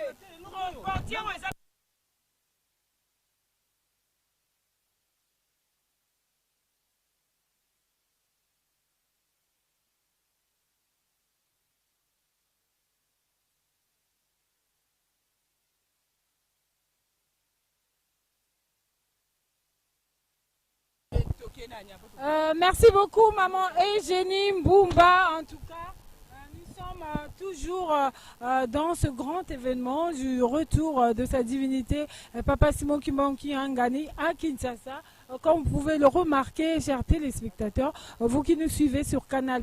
vous qui nous suivez sur TNT, vous qui êtes sur notre chaîne YouTube, ainsi que sur la 93.8 MHz, nous avons cet honneur de vous faire vivre ce grand événement. Alors, Papa Simon Kimbangu Kiangani, le chef spirituel et représentant légal de l'église Kimbongiste, pour un bref aperçu, était arrivé ici à Brazzaville depuis le vendredi 10 février 2023. Alors aujourd'hui, nous sommes le samedi 8 avril 2023. Il est donc en train de repartir à Kinshasa. Alors les fidèles kimbongistes sont venus nombreux pour lui dire au revoir, pour lui dire bon retour papa, bon retour sa divinité, Papa Simon Kimbangu Kiangani, et pour Kinshasa. Alors, nous sommes vraiment très heureux de vous savoir nombreux à suivre la Ratelki, la voix du kimbanguisme. Alors, je suis ici avec Maman Ruth Litouka qui va devoir vous expliquer comment est-ce que ça se déroule. Alors, on peut vous dire, vous signaler que nous sommes maintenant précisément sur la grande avenue du boulevard des Armées où le cortège de sa divinité Papa Simon Kimbangu Kiangani se dirige vers le beach de Brazzaville pour ensuite faire la traversée pour Kinshasa. Alors Maman Ruth Litouka, que pouvez-vous dire à tous ces fidèles auditeurs, à tous ces fidèles téléspectateurs de la Ratelki qui nous suivent en ce moment précis? Matonzi mingi tope na tonzi obotonzi mama mige totalanis gonduso ya solo bandeko bayoki pe balanda biso na kanisi boyoki ndenge mama migeto asili bongo komanyola na lokota ya falase na tina ete bobimi na biso na centre d'accueil kimbangisa ya plateau de 15 ans to sili bongo kokoma na ngonga ya zomi na misato na minute tukumi na motoba awa tokomi bongo na nzela monene po ete tozali kokende bongo esika kani oye bengami bongo libongo ya ATC pona bokati si bongo ya tata mokonzi wa bule Tata Simon Kimbangu Kiangani na mboka engumba mokonzi Kinshasa ya solo ezali esengo mingi pambate boye ya tata ezalaki na kimia pe bozongi nae azali kozonga na kimia ezalaki bongo boye nae mokolo ya zomi na sanza ya mibale na mobu moye tozali pe bozongi nae ezali mokolo mwa ya mwambe na sanza ya minei mobu moye pe tozali nde bandeko bayoki pe balandi na biso boye baete boke ya tata na maloba nae alobi ete akei pe akozonga pe toyeba malamu ete atikeli biso likambo mosusu te oyo etali bongo kaka misala ya mboka kunzulu botongi pe kolona pe kobokola ezali na maboko na yo moto moindo tolobi te kaka ozala mondele to pe ozala moto moindo to pe ozala kaka moto oyo obengami kimbangiste ezali pona bongo te ezali pona mokili mobimba oyo ayoki mbela oyo ayoki liloba ya Tata Simon Kimbangu Kiangani molimo na ye tutisami pe ayeba ete soki aye kosala mosala na kunzulu akozala na kimia pe mapamboli ekolanda omabota na bino yango na bandeko bayoki pe balandi na biso mokolo ya lelo ezali mokolo esengo Tata Simon Kimbangu Kiangani tata nzambe kati na bato alobi lisusu pona ye ayebi ete misala ya kunzulu atiki yango na biso bana na ye tosala ndenge kaka tosalaka ndenge ya zalaki soki ya zalaki awa pona biso tobanda kosala mosala ya kunzulu elakisi te ete ndenge ya kei biso totika mosala ya kunzulu tosala kaka lokola ndenge ya zali awa pamba te kunzulu ezali awa na mboka mokonzi engumba Brazzaville ezali ko lakisa ete misala wana ya kunzulu ezali ko kendele lolenge moko na oyo etali bongo ya leta pe mokonzi ya ekolo Tata Denis Sassou Nguesso asepelaki makasi na likambo oyo ya boloni pe kobokola pamba te ezali kosala malolenge moko na oyo matali bongo oyo engumba na biso ya Congo Brazzaville ezali esengo mingi po ete tomonaki ete na sanza oyo ya mibale na mokolo ya le 25 février na mobumo etozali tata ye moko Tata Simon Kimbangu Kiangani akendaki kuna pe bandimi nyonso bakendaki na elongo na mboka kunzulu pe tozalaki bongo na ministre oyo atali bongo mambi ya kolona kobokola pe kosala bongo oyo etali bongo bolobi mbisi ye azalaki kuna Papa Paul Valentin ye azangaki te mokolo yango ya le 25 février kuna na mboka kunzulu pe boyeba malamu ete Mama Stella pe azanga kite pe boyeba ete moto mokambi ya mboka ngabe Papa Supofe azanga kite pe mama na biso mama Lydia azanga kite yesu ezali kolakisa ete makambo oyo eyamba kimbangisa ezali kosala ezali makambo ya minene oyo ezali mbola ya yambo na mboka engumba Brazzaville eyeba bongo na kosalama tomonaki bongo na bopindoli oyo tomekaki bongo 58 hectares oyo ezalaki bongo komeka bongo etando ya mabele ya mboka kunzulu bandeko na ngai bozali kolanda boyeba na bolamu ete mabele wana tata nzambe akosaka te pamba te tomonaki na bobimisi loso ebimaki tomoni masangu tomoni basoja tomoni nguba pe tomoni biloko ndenge na ndenge oyo milionamaki kuna pe masilaki bongo kobima pe bobosana te ete kuna na mboka kunzulu kolona ezangaki te pe kobokola pe ezangaki te tomonaki bibwele tomonaki pe bantaba tomoni bangombe tomoni bameme tomoni bibwele ndenge na ndenge ezali likambo ya kokamwa pamba te mbala ya yambo esalama awa na mboka engumba Brazzaville eyambaki mbangise longolaki biloko to banyama kuna na nkamba ekomisi yango awa pe bilona pe misusu o bakolonaka ewutaki kuna na kamba nde yango wana bomoni misala ya minene ezali bongo kosalama koleka bongo na o etali bongo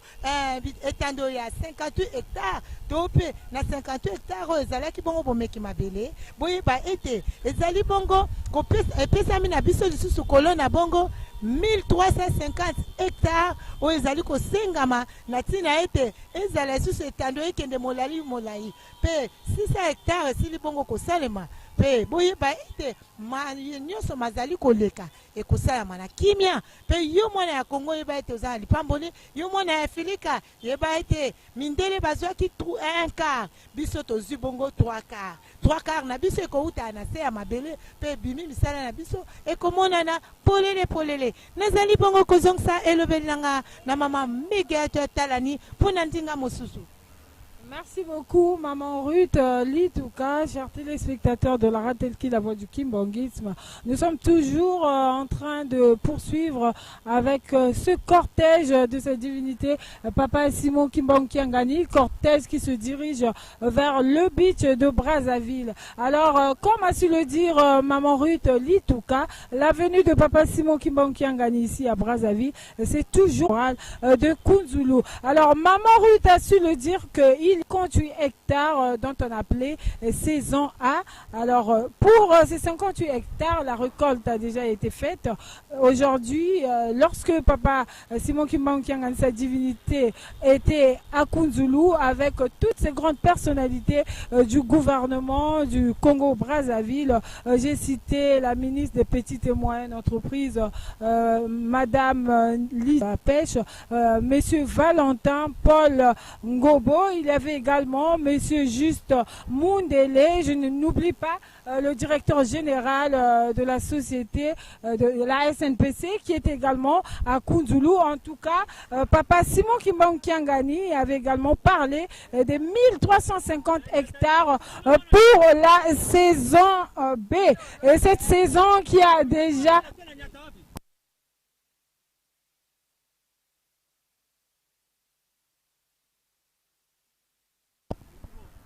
Alors, 1350 hectares pour la saison B. Et aujourd'hui, on peut déjà se vanter de dire que 600 hectares ont déjà été entamés pour le labour, pour la culture. Alors, en tout, l'église kimbangiste devra cultiver 98 850 hectares. Alors, ce n'est pas une mince affaire, mais sa divinité Papa Simon Kimbang Kiangani étant Dieu, l'a dit, a insisté, et que Kunzulu va nourrir l'Afrique tout entière. Kunzulu va nourrir le monde entier. Alors là-bas à Kunzulu, nous vous informons, chers téléspectateurs, qu'il a été planté du maïs, du riz, du soja, de l'haricot, également l'arachide. Alors je suis ici avec notre directrice des informations, Maman Fredo, qui sûrement elle aussi a quelque chose à ajouter par rapport à ce grand événement qui se déroule aujourd'hui. Merci beaucoup Maman Miguette Talani. En tout cas, depuis ce matin, nous sommes tous debout pour accompagner sa divinité Papa Simon Kimbang Kiangani. Et là, nous nous dirigeons vers le port autonome de Brazzaville. Donc, nous sommes tous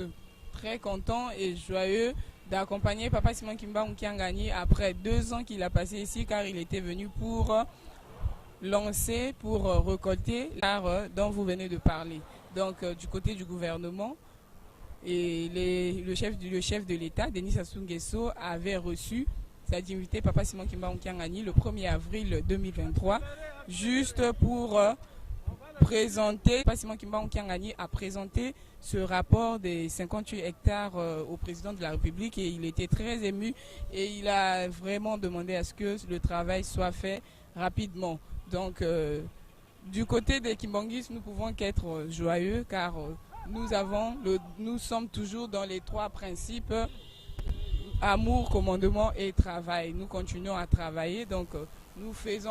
nous montrons le travail, nous faisons preuve de notre travail à travers ce projet de Kunzulu. Donc vous pouvez le constater à travers vos écrans que tout le monde est mobilisé. Là nous sommes en route. Vous allez voir toutes ces voitures étalées tout le long de la route, là où nous nous trouvons au boulevard Denis Sassou Nguesso sur la route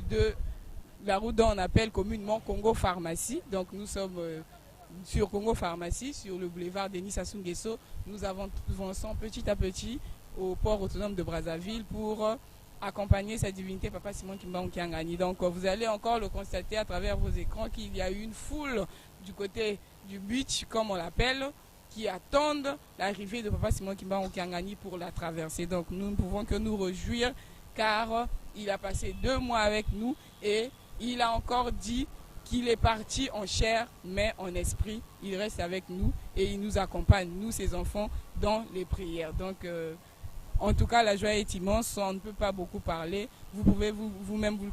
constater à travers vos écrans. Donc, nous vous laissons suivre. Je remets le micro à Maman Muguette. Merci beaucoup. Merci beaucoup, Maman Fredo. Je vous rappelle que Maman Fredo est la directrice des informations au niveau de la Ratelki Brazzaville. Alors, nous poursuivons toujours avec ce cortège, aussi long qu'il soit, ce cortège qui accompagne le chef spirituel, sa divinité Papa Simon Kimbangu Kiangani, au beach de Brazzaville, au beach autonome, comme a su le dire la directrice, le port autonome, de Brazzaville, pour accompagner sa divinité Papa Simon Kimbangu Kiangani, le chef spirituel et représentant légal de l'église kimbanguiste qui repart à Kinshasa. Nous vous rappelons que le dernier message de sa divinité a été que il part, mais il revient d'ici peu, toujours pour poursuivre avec les travaux agro-pastoraux de Kunzulu. Alors, il a exhorté tous les fidèles à vraiment être toujours fidèles, à être en forme, à être mobilisés pour poursuivre avec ces travaux. Il a exhorté ses fidèles à ne pas être négligents, mais nous devons tous nous mettre ensemble dans l'unité, dans l'amour pour que ces travaux aillent de l'avant. Alors, Maman Eugénie Mbouba a sûrement quelque chose à dire en langue Kituba. Matondo Maman Miguette, nakuza pesa mnukinzonzi batata na bamama na ina mekutadila nzietolo ya tata Simon Kimbangu Kiangani ina mekuza kusala bangonda zole banda kilumbu ya 10 ngunda ya zole na mvula ya beto kele tina kilumbu ya bubu nzambe beto kufutuka yandi kuna na inti ya Kinshasa ya na kilumbu ya bubu beto mekutala mwa miniti fyoti yandi kikuza kukuma kuna na ateseport kisika pe yangi kubaka masuwa ina kikunatani na mbanza Kinshasa nzambe beto mekufana na beto kintwadi au na inti ya beto ya Congo Brazzaville yani mekuzonzila beto mambo mingi pe ina mekutadila bisalo ya Kunzulu pe na kilumbu ya ntuka ya nzietola yandi diambo yani mekubikila beto bana ya na inti ya Congo Brazzaville nya kuzonza kati beto kuzimbana ve bisalu ya Kunzulu ya tedika ba miniti zole ya pamba mekubikana samuti beto kuza kukuma kuna na ATC port kisika pe beto kwenda kubika nzambe beto tata Simon Kimbangu Kiangani beto mena betkena kutala wapi mutindo batoma bilu mekutandama na nzila ya nene yai samna kukwenda kubika nzambe beto na kiese nyoso batata ba mama bakunja luzolo baina kina kutala na babi mweno ya bau bakina kutala wapi mutindo yakina kulutila bantu mekutelema ba tomabilu kena kuluta mingi samna kwenda kubika nzambi ya beto baina na mekubikila kisalu beto baina kena kulanda ndinga ya tata Simon Kimbangu beto kusala yina nyonso yani mekubikila beto na kinsuni yani mekubika beto kasi na kimpeve yani dikile na beto kintwadi mbote bisali nya kunzulu yani mekuza kubikila beto beto kutelema mutindu yani mekuzonda ti beto kutelema na kati na kuvanda na luzolo beto kuvanda muntu mosi mpe beto kufulusa mpeve na kati na beto pe beto kubika kinsuni sa mutibisalwina ya kukwenda mbote mutindu yani mekubikila beto yao maman maman. Merci beaucoup, maman Eugénie Mbumba. En tout cas, vous tous qui êtes scotchés à la Ratelki, la voix du kimbongisme. Merci beaucoup pour votre fidélité. Nous sommes ici à quelques minutes près du port autonome de Brazzaville, à 1 minute en tout cas du port autonome de Brazzaville, où nous allons accompagner Papa Simon Kimbangu Kiangani et sa divinité, le chef spirituel et représentant légal de l'église pour son retour à Kinshasa. Alors, maman Ruth Litouka, dites-nous par rapport à tout ce qui se passe ici, qu'est-ce que vous pouvez dire à tous ces fidèles téléspectateurs qui nous suivent à l'instant précis? Ya solo tokomi bongo na ngonga ya zomi na minei minute moko awa tozali bolanda bongo kokota bongo na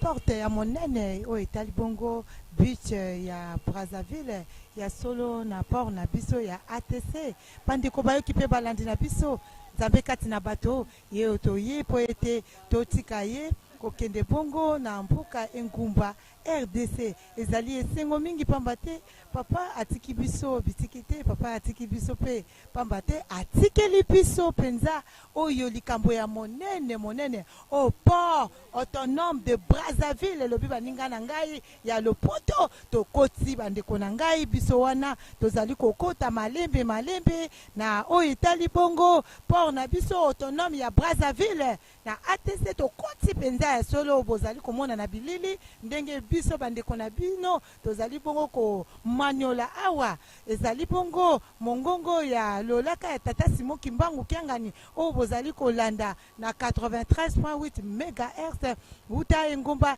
ya Brazzaville esengo makasi po ete nzambe atiki biso pambate alobeli biso loko moko ya motuya pambate mikolo oyo asali awa atei biso na tongo atei biso na pokwa atei biso mokolo ya dimanche moto na moto akangi eloko na ye oyo ya motuya oyo nzambe atikeli biso alobi ete mosala ya kunzulu ekende liboso soki totali na maloba ya tata Diangenda oyo alobaka na 1987 ya solo maloba na elobaka ete kunzulu yango nde kolesa mokili mobimba pe kaka liloba wana ezongi esu na tata Simon Kimbangu Kiangani ete kunzulu mokili mobimba bakoya koluka awa bilei oyo babengi bio ndenge moko mama Stella akendaki nkamba alobi ete na ke kamba na le bio yango wana bio ezali bilia oyo kolona na maboko na biso moko batie anglais chimie te batie kisi te ezali kolona na mabele na biso moko oyo batie kaka fume ya bakasa oyo baloli mabele na kasa na mabele ezali fume pe boti bilia oyo biso bilona ya kitoko oyo biso tobengi bio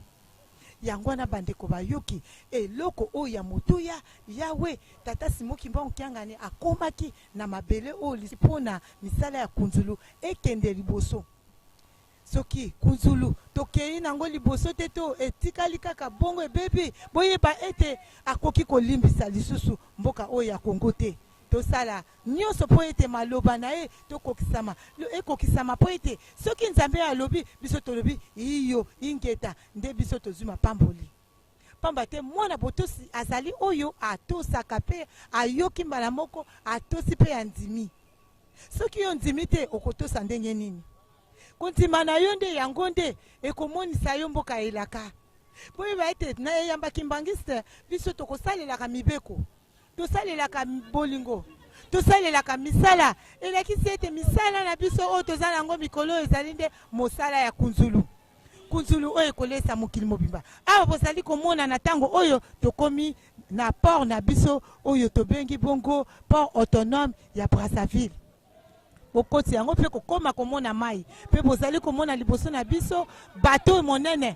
oyo bomoni kuna na bitando na bino ndenge bato batondi na kati ya bato baike basili koya oyo pona kosanzola nzambe na biso tata Simon Kimbangu Kiangani tala ebele ya bato bango yo esengo mokili mobimba ezali kane yamba moko oyo kotikala mokili mobimba boye baete ba chef coutumier bayaki na mboka Brazzaville balobaki bomonaki sa majesté ya RDC ndenge abandaki koloba alobi ete bango baye koza tata Simon Kimbangu po ete bilaka ekokisama po ete soki avandi kaka awa na mboka Brazzaville bilaka ekoumela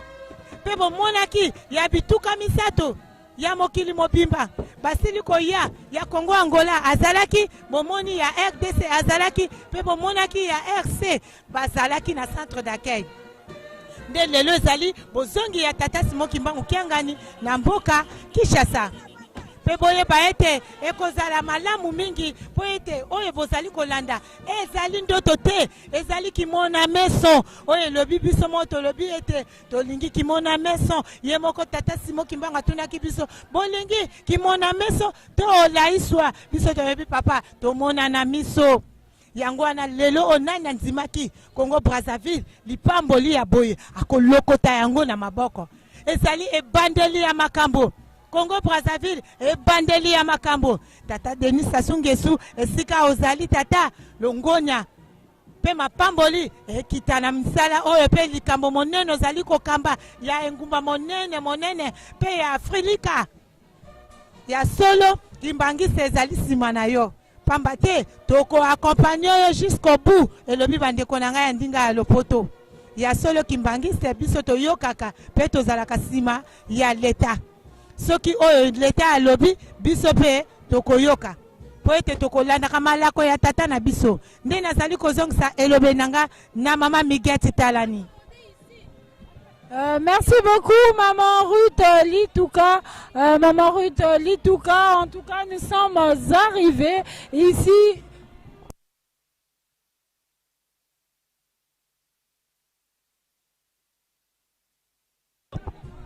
Nous sommes ici au beach.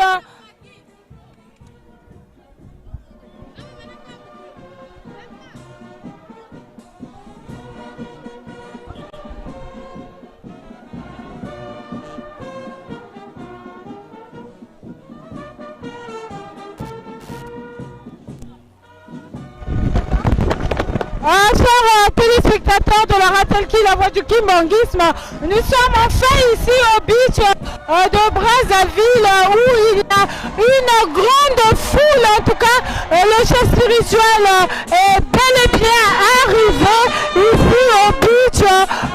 où une grande foule de kimbanguistes est arrivée pour dire au revoir à sa divinité Papa Simon Kimbangu Kiangani et qui repart à Kinshasa. Les kimbanguistes sont en tout cas nombreux ici, nombreux à pouvoir dire au revoir à sa divinité Papa Simon Kimbangu Kiangani. Les kimbanguistes venus de toutes les paroisses de Brazzaville, venus des départements de Brazzaville sont tous ici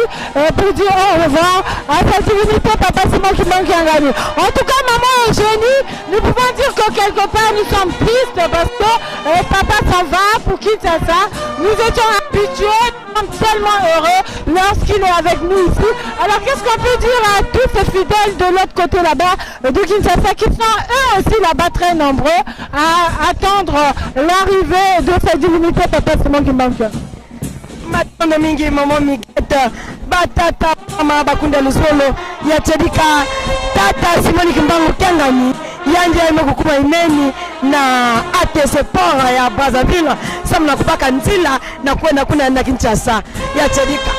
papu na bana ya Congo Brazzaville yakele kieseme na kudila kana betu kutala kuna na kati na masua bapange beto ya corps de dirigeants pe baina nyoso kuizaka na nzambe beto tata Simon Kimbangu Kiangani bawu yina kena kunyangana na nzai mubanza pena kena kuwa wapi mutindu bantu kena kuyangalala kena kupoka kena kutila bayakaka na kilengi bana kutila bayakaka na kilengi kaka tala tata na mama ya kusonza kena kumanisa ya kele kiese yani mekupikila beto bisalu misiku lisolo bisalu yani mekusonza beto kusala kunzulu ke kudikila makanda andabandinga kunzulu yani mekusonza tina kutulu yake kupanda pe kisika ina bake kupesa bana malongi peku lakisa bana wapi mutindu ya kufandila bikalulu ya mbote nziatulu ya mbote na bana ebeto samti bakulonguka wapi mutindu tiambu ya tata Simon Kimbangu wapi mutindu ya kele beto kutiata na kati ya bikalulu ya tata Simon Kimbangu Kiangani kunzulu ke kutikila inza ya mvimba kunzulu makanda na banzinga kiese mingi batata na mama ina mekuzaba TTV kunene ya tata Simon Kimbangu Kiangani beto sosa beto kusaba yandikele nani batata ba mama wako kuna benove yandikele nzambi mutu ya kakave kasi yandikele nzambi yani mekuza kusonda tiakati yandi ina masiku kwenda kuna na ongola muyimbu kena kuyimbila papanga beto ya fofara ya kena kusonza yani masiku kwenda kuna na ongola kisika wapi anike kwenda kuzenga bampoka ya tantu satana batata ba mama enkembwe oka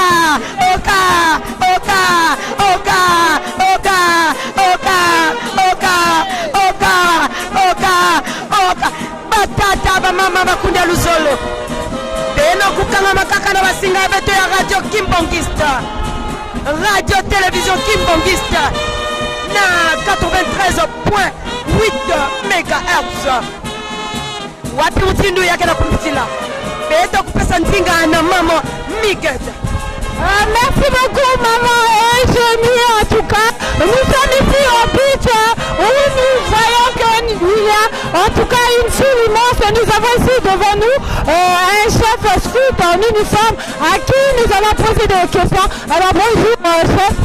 Bonjour chefine. Alors dites-nous comment vous appelez-vous et pourquoi votre venue ici au beach. Je me présente, je suis chef Mehdi. Je suis venu accompagner le chef spirituel qui est Papa Simon Kimbangu Kiangani Molimo Santo. Alors comment trouvez-vous l'ambiance qui règne ici au beach? L'ambiance elle est vraiment très chaleureuse. L'ambiance est vraiment chaleureuse. Donc nous sommes ici tous mobilisés en un seul homme. Nous sommes ici au beach de Brazzaville. Merci beaucoup chef. En tout cas, tel que tu le dis le chef Mehdi, l'ambiance elle est vraiment effective ici au beach de Brazzaville. Oui, les fidèles Kimbangu sont venus très nombreux dire au revoir à sa divinité Papa Simon Kimbangu Kiangani. En tout cas ici devant moi, j'ai maman qui va devoir se présenter, qui va nous donner son nom. Alors bonjour maman. Bonjour ma fille. Alors comment allez-vous? Ça va très bien. Alors dites-nous comment vous appelez-vous et pourquoi êtes-vous venu ici au port autonome de Brazzaville? C'est pour venir assister au retour de Papa Simon Kimbangu Kiangani qui est venu rester 2 mois à Brazzaville avec nous. C'est une joie immense. Alors dites-nous votre nom, vous n'avez pas donné votre nom. Je suis maman Lydia Badiata. Merci beaucoup maman Lydia Badiata. En tout cas, chers téléspectateurs de la RATEL qui la voix du Kimbanguisme, nous poursuivons toujours avec les interviews. Nous voulons prendre la chaleur festive qui règne ici au port autonome de Brazzaville. Nous avons ici un autre papa qui va nous dire, papa va nous dire comment s'appelle-t-il et il va nous dire pourquoi sa présence ici au port autonome de Brazzaville. Bonjour papa. Bonjour, je suis papa Retel Pela Crimardo Bati, mais dans le milieu kimbanguiste, je suis connu par mon prénom, le gouverneur. Nous sommes ici pour accompagner le chef spirituel. Le chef spirituel de l'église kimbanguiste n'est pas seulement un chef spirituel, comme tous les chefs spirituels, mais c'est un Dieu. C'est Dieu le Saint-Esprit. Voilà, c'est pour cette raison raison que nous sommes ici. Vous-même pouvez constater l'ambiance. L'ambiance est très belle, c'est génial, jovial, c'est tout, c'est bon. Est-ce que le départ de papa vous êtes triste ou vous êtes quand même heureux? Puisque vous êtes resté avec lui 2 mois d'aujourd'hui, il repart. Est-ce que ça vous rend triste ou vous êtes heureux parce que vous êtes conscient qu'il va revenir tel qu'il a prévu? Oui, triste, mais pourquoi triste? Nous avons suivi son dernier mot avant de quitter le centre d'accueil Kimbangis du bateau de 15 ans. Papa a dit qu'il est avec nous spirituellement. Donc en principe, nous ne devons pas être tristes. Nous sommes contents parce que papa était parmi nous physiquement et spirituellement aussi pendant 2 mois et beaucoup de choses se sont produites. Nous sommes contents, nous ne sommes pas tristes puisque papa va revenir. Merci beaucoup papa et au gouverneur. J'ai retenu ce motif. En tout cas, chers téléspectateurs de la Ratati, nous poursuivons toujours. Et cette fois-ci, je vais devoir donner le micro à maman Eugénie qui va devoir interviewer maman en Kitouba. Mbote maman. Mbote maman. Mama kuba benokele nani pe benokele. Kuba benokele mama mabengo mayunga Hélène. Mupe pasteur évangéliste départemental ya Mama kilenga ngekele iki na kilubu ya Mama journaliste. Et nous faites na suka fe na kilumba bu. Nakutala que ya papa awa na Brazzaville. Et pire encore, il met cela quoi l'outil sur un kamba. Bet bet kilengi bet bani ya Congo Brazzaville. Bet kana kilengi ya mingi ya nene na fete ya bet kana kusalawa. Diamu ya chuma ya kusonga na peku wangi. Bayi diamu ya chuma mwana zaza panga munu. Vraiment batelama. Beto nyonso beto kuvana kitwadi beto telama na kuvana manyimi ya fumu ya beto papa Simon Kimbangu Kiangani matondo mingi. Merci maman journaliste, merci. Batata ba mama bakundi ya Lusolo mubanza ti beto kutana wapi mutindo mama beto umekuza kulonda beto awa beto kufutula tinga. Merci beaucoup papa, merci beaucoup maman. En tout cas, nous sommes toujours au beach ici où règne une ambiance festive où tous les Kimbanguistes sont venus nombreux pour dire au revoir à sa divinité Papa Simon Kimbangu Kiangani. Alors nous sommes ici avec le responsable de la paroisse de Bakongo. Je vais remettre le micro à Maman Ruth Litouka pour devoir poser des questions en lingala au révérend pasteur. Matonzi mingi mama Migueto ya solo bandeko bayoki pe balandi na biso bayeboza kolanda biso na tango oyo boye baete tozali bongo na port autonome ya Brazzaville esika kani te bongo kotika tata Nzambe po ete akende kuna na mboka Kinshasa esika ezelami ye solo tozali na papa na biso akoyebisa mino kombo na papa mbote na bino mama journaliste. Ya solo tomonyo a ozali na esengo kombo na onani pe ozali nani oyebisa biso nyonso po ete tokoba. Merci maman journaliste. Kombo na ngai papa Tuzolana Joseph nazali pasteur communal ya Bakongo na Brazzaville. Ya solo papa bandeko bayoki pe balandi na biso papa na biso azali pasteur ya paroisse ya Bakongo moko kati ya ba paroisse na Engumba Brazzaville. Ya solo papa tomoni mokolo ya lelo ezali nini pona yo pe tozali komona yo awa na esengo yebisa biso penza nini oye kosala na bicha na yewa pona Nzambe na ngai papa Simon Kimbangu Kiangani ye wana akomi kokende na Kinshasa pona molulu monene oya le 6 avril a célébrer yango na Brazzaville. Awa zali ko katsa na Kinshasa po ete bakonzi pe ya leta kuna bakonzi ya leta kuna na Kinshasa bango pe bazana posa na ye kino na Yerusalem na Nkamba. Donc tozali na bosepeli mingi vraiment c'est la joie makambo ya boye o ende lola o ezali ngomba te. Ya solo papa toyoki ndengo ya noli biso kasi esengami na bino nyonso ba pasteur bomata na mboka Kamba pona milulu oyo misusu mitikali yoko kende to kokende te. Bonga kokende na kokende. Tout de même, tozali ko se préparer photo kende parce que milulu wana etali biso etali lingomba donc wana na mabela malamu biso photo kende to ko participer na milulu wana e ko sala na Kamba. maloba penza oyo tata Simon Kimbangu atikeli biso pona yo okangi nini? Papa Simon Kimbangu Kiangani penza nzambe molimo santo alobi na biso na Congo Brazzaville tobiki donc lobiko atikeli biso lobiko donc so ça eloko mususu atende lobiko biso tobiki donc nazala na elike na ngai na Papa Simon Kimbangu Kiangani. Ya solo to sepeli mingi pona bandimi okoyebisa bango nini? Bandimi nazali koloba na bango toyika mpiko na likambo ya Papa Simon Kimbangu Kiangani. Oyo biso tokozwa lobiko na yango nde oyo tozali komona na miso nzambe na biso Papa Simon Kimbangu Kiangani. Mondimi nyonso ya Papa Simon Kimbangu Kiangani. Meme boyo nani bakoti te bazana libanda nzela za polele papa zali koyamba bato nyonso tu bayaka na ba paroisse bayaka na plateau de 15 ans tolakisa bango nzela ya Papa Simon Kimbangu Kiangani. Matonzi mingi. Merci beaucoup na remercier bino. Merci. Ya solo bandeko bayoki pe balandi na biso tozali komona bongo bato na biso ezali bongo kokende na malembe kotika biso pona kokende bongo na mboka Engumba RDC yango wana nazali kozongisa bongo elobe nanga na mama Miguette pona oyo etikali. Merci beaucoup, Maman Ruth Litouka. Chers téléspectateurs, comme vous pouvez le remarquer, le bateau a déjà, en tout cas, a démarré pour Kinshasa. En tout cas, nous sommes ici, très nombreux. En tout cas, les fidèles kimbanguistes sont venus nombreux, vraiment nombreux, pour dire au revoir. Pour souhaiter un bon retour à sa divinité, Papa Simon Kimbangu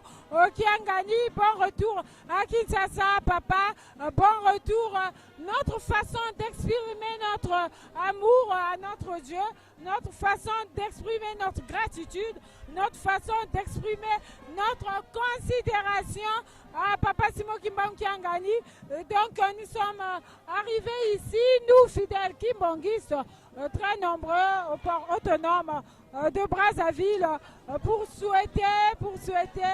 bon retour à Papa Simon Kimbangu Kiangani. Alors ici devant moi, Maman Ruth Litouka, je vais devoir vous remettre le micro pour faire l'interview à maman qui est ici. Maman qui est ici, en tout cas, nous allons devoir interviewer maman pour savoir quelles sont ses impressions par rapport à tout ce qui se passe ici. Yes, solo mama Miguette Talani, botonzi mingi poete tozali kokoba kaka na sengo makasi ya bozongi ya Nzambe kati na bato na mboka Engumba RDC ezali esengo mingi tozali na mama na biso azali na sengo bozali komona ye awa mama pesa biso kombo na yo nani pe ozali na paroisse nini?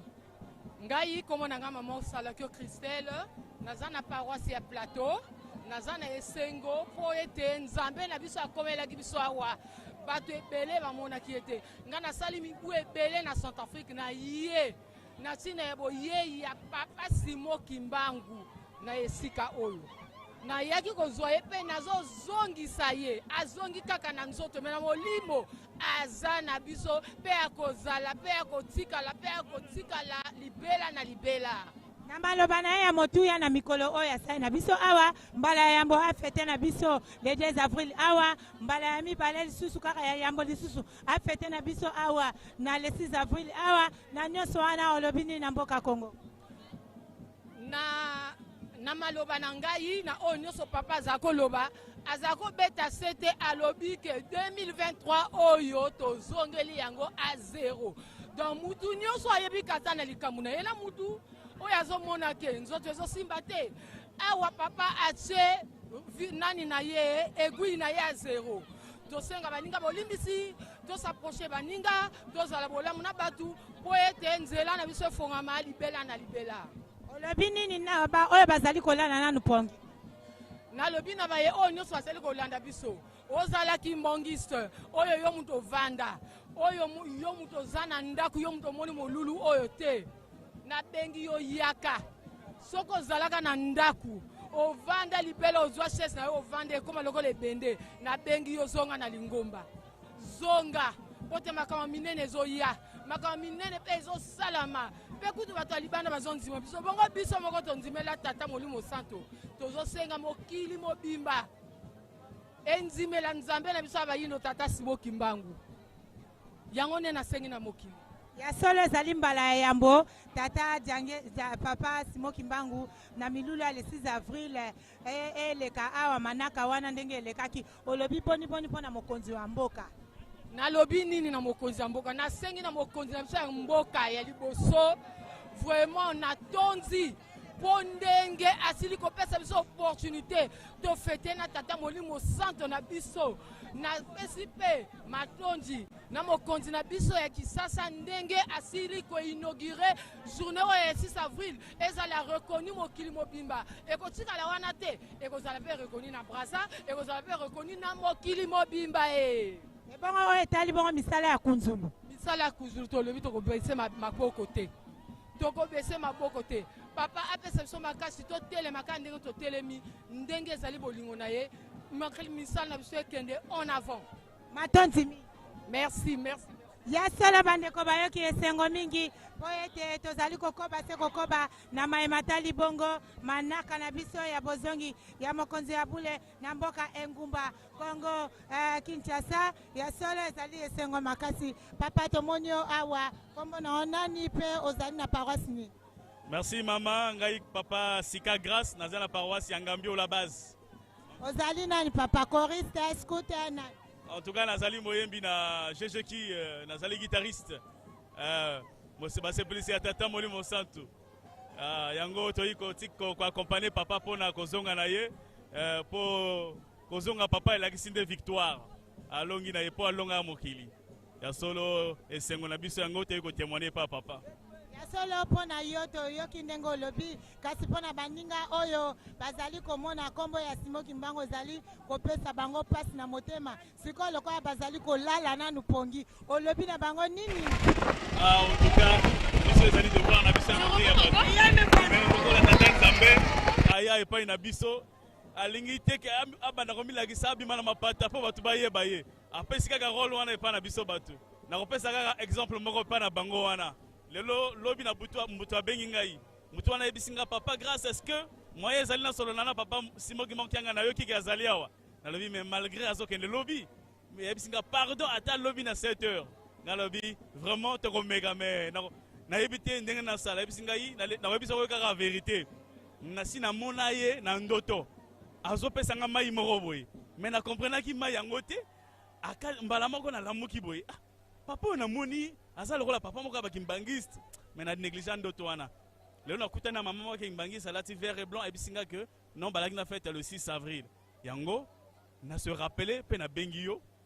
po oyebisanga soki nakokutana na ye papa wana arate donc bango bazela te barate kombo na soka mpe barate baprofite bayaka koya koluka kaka batuna au moins bamona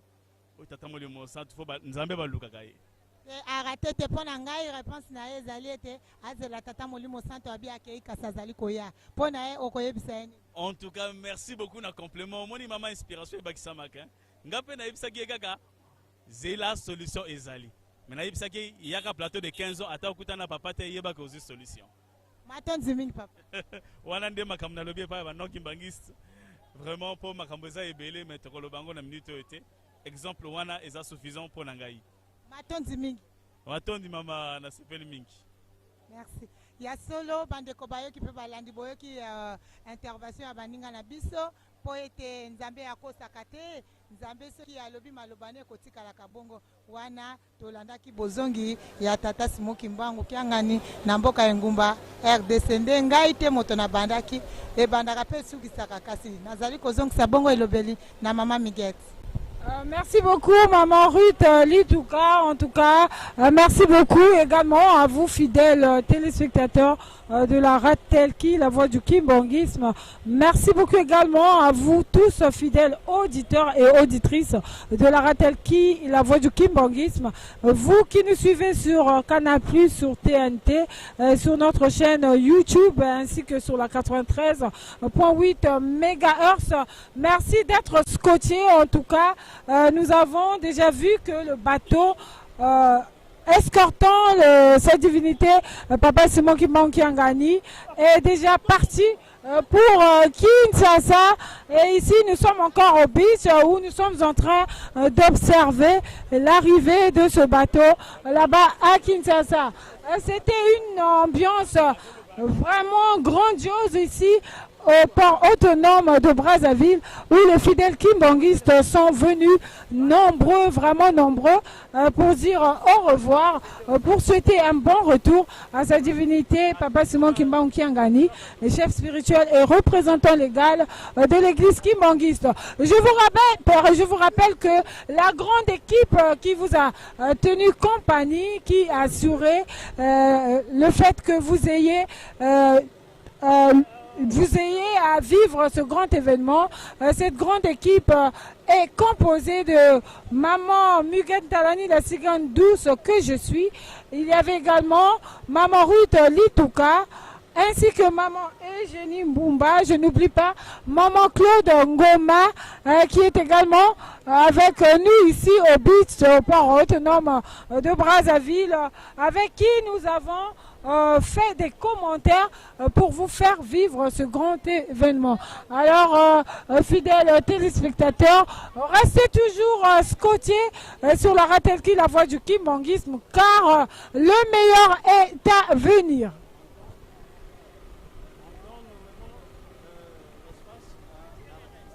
Nous donnons le relais à la Ratelki Kinshasa qui va vous faire vivre l'arrivée de sa divinité Papa Simon Kimbangu Kiangani à Kinshasa. Au revoir, bye bye bye bye bye à vous.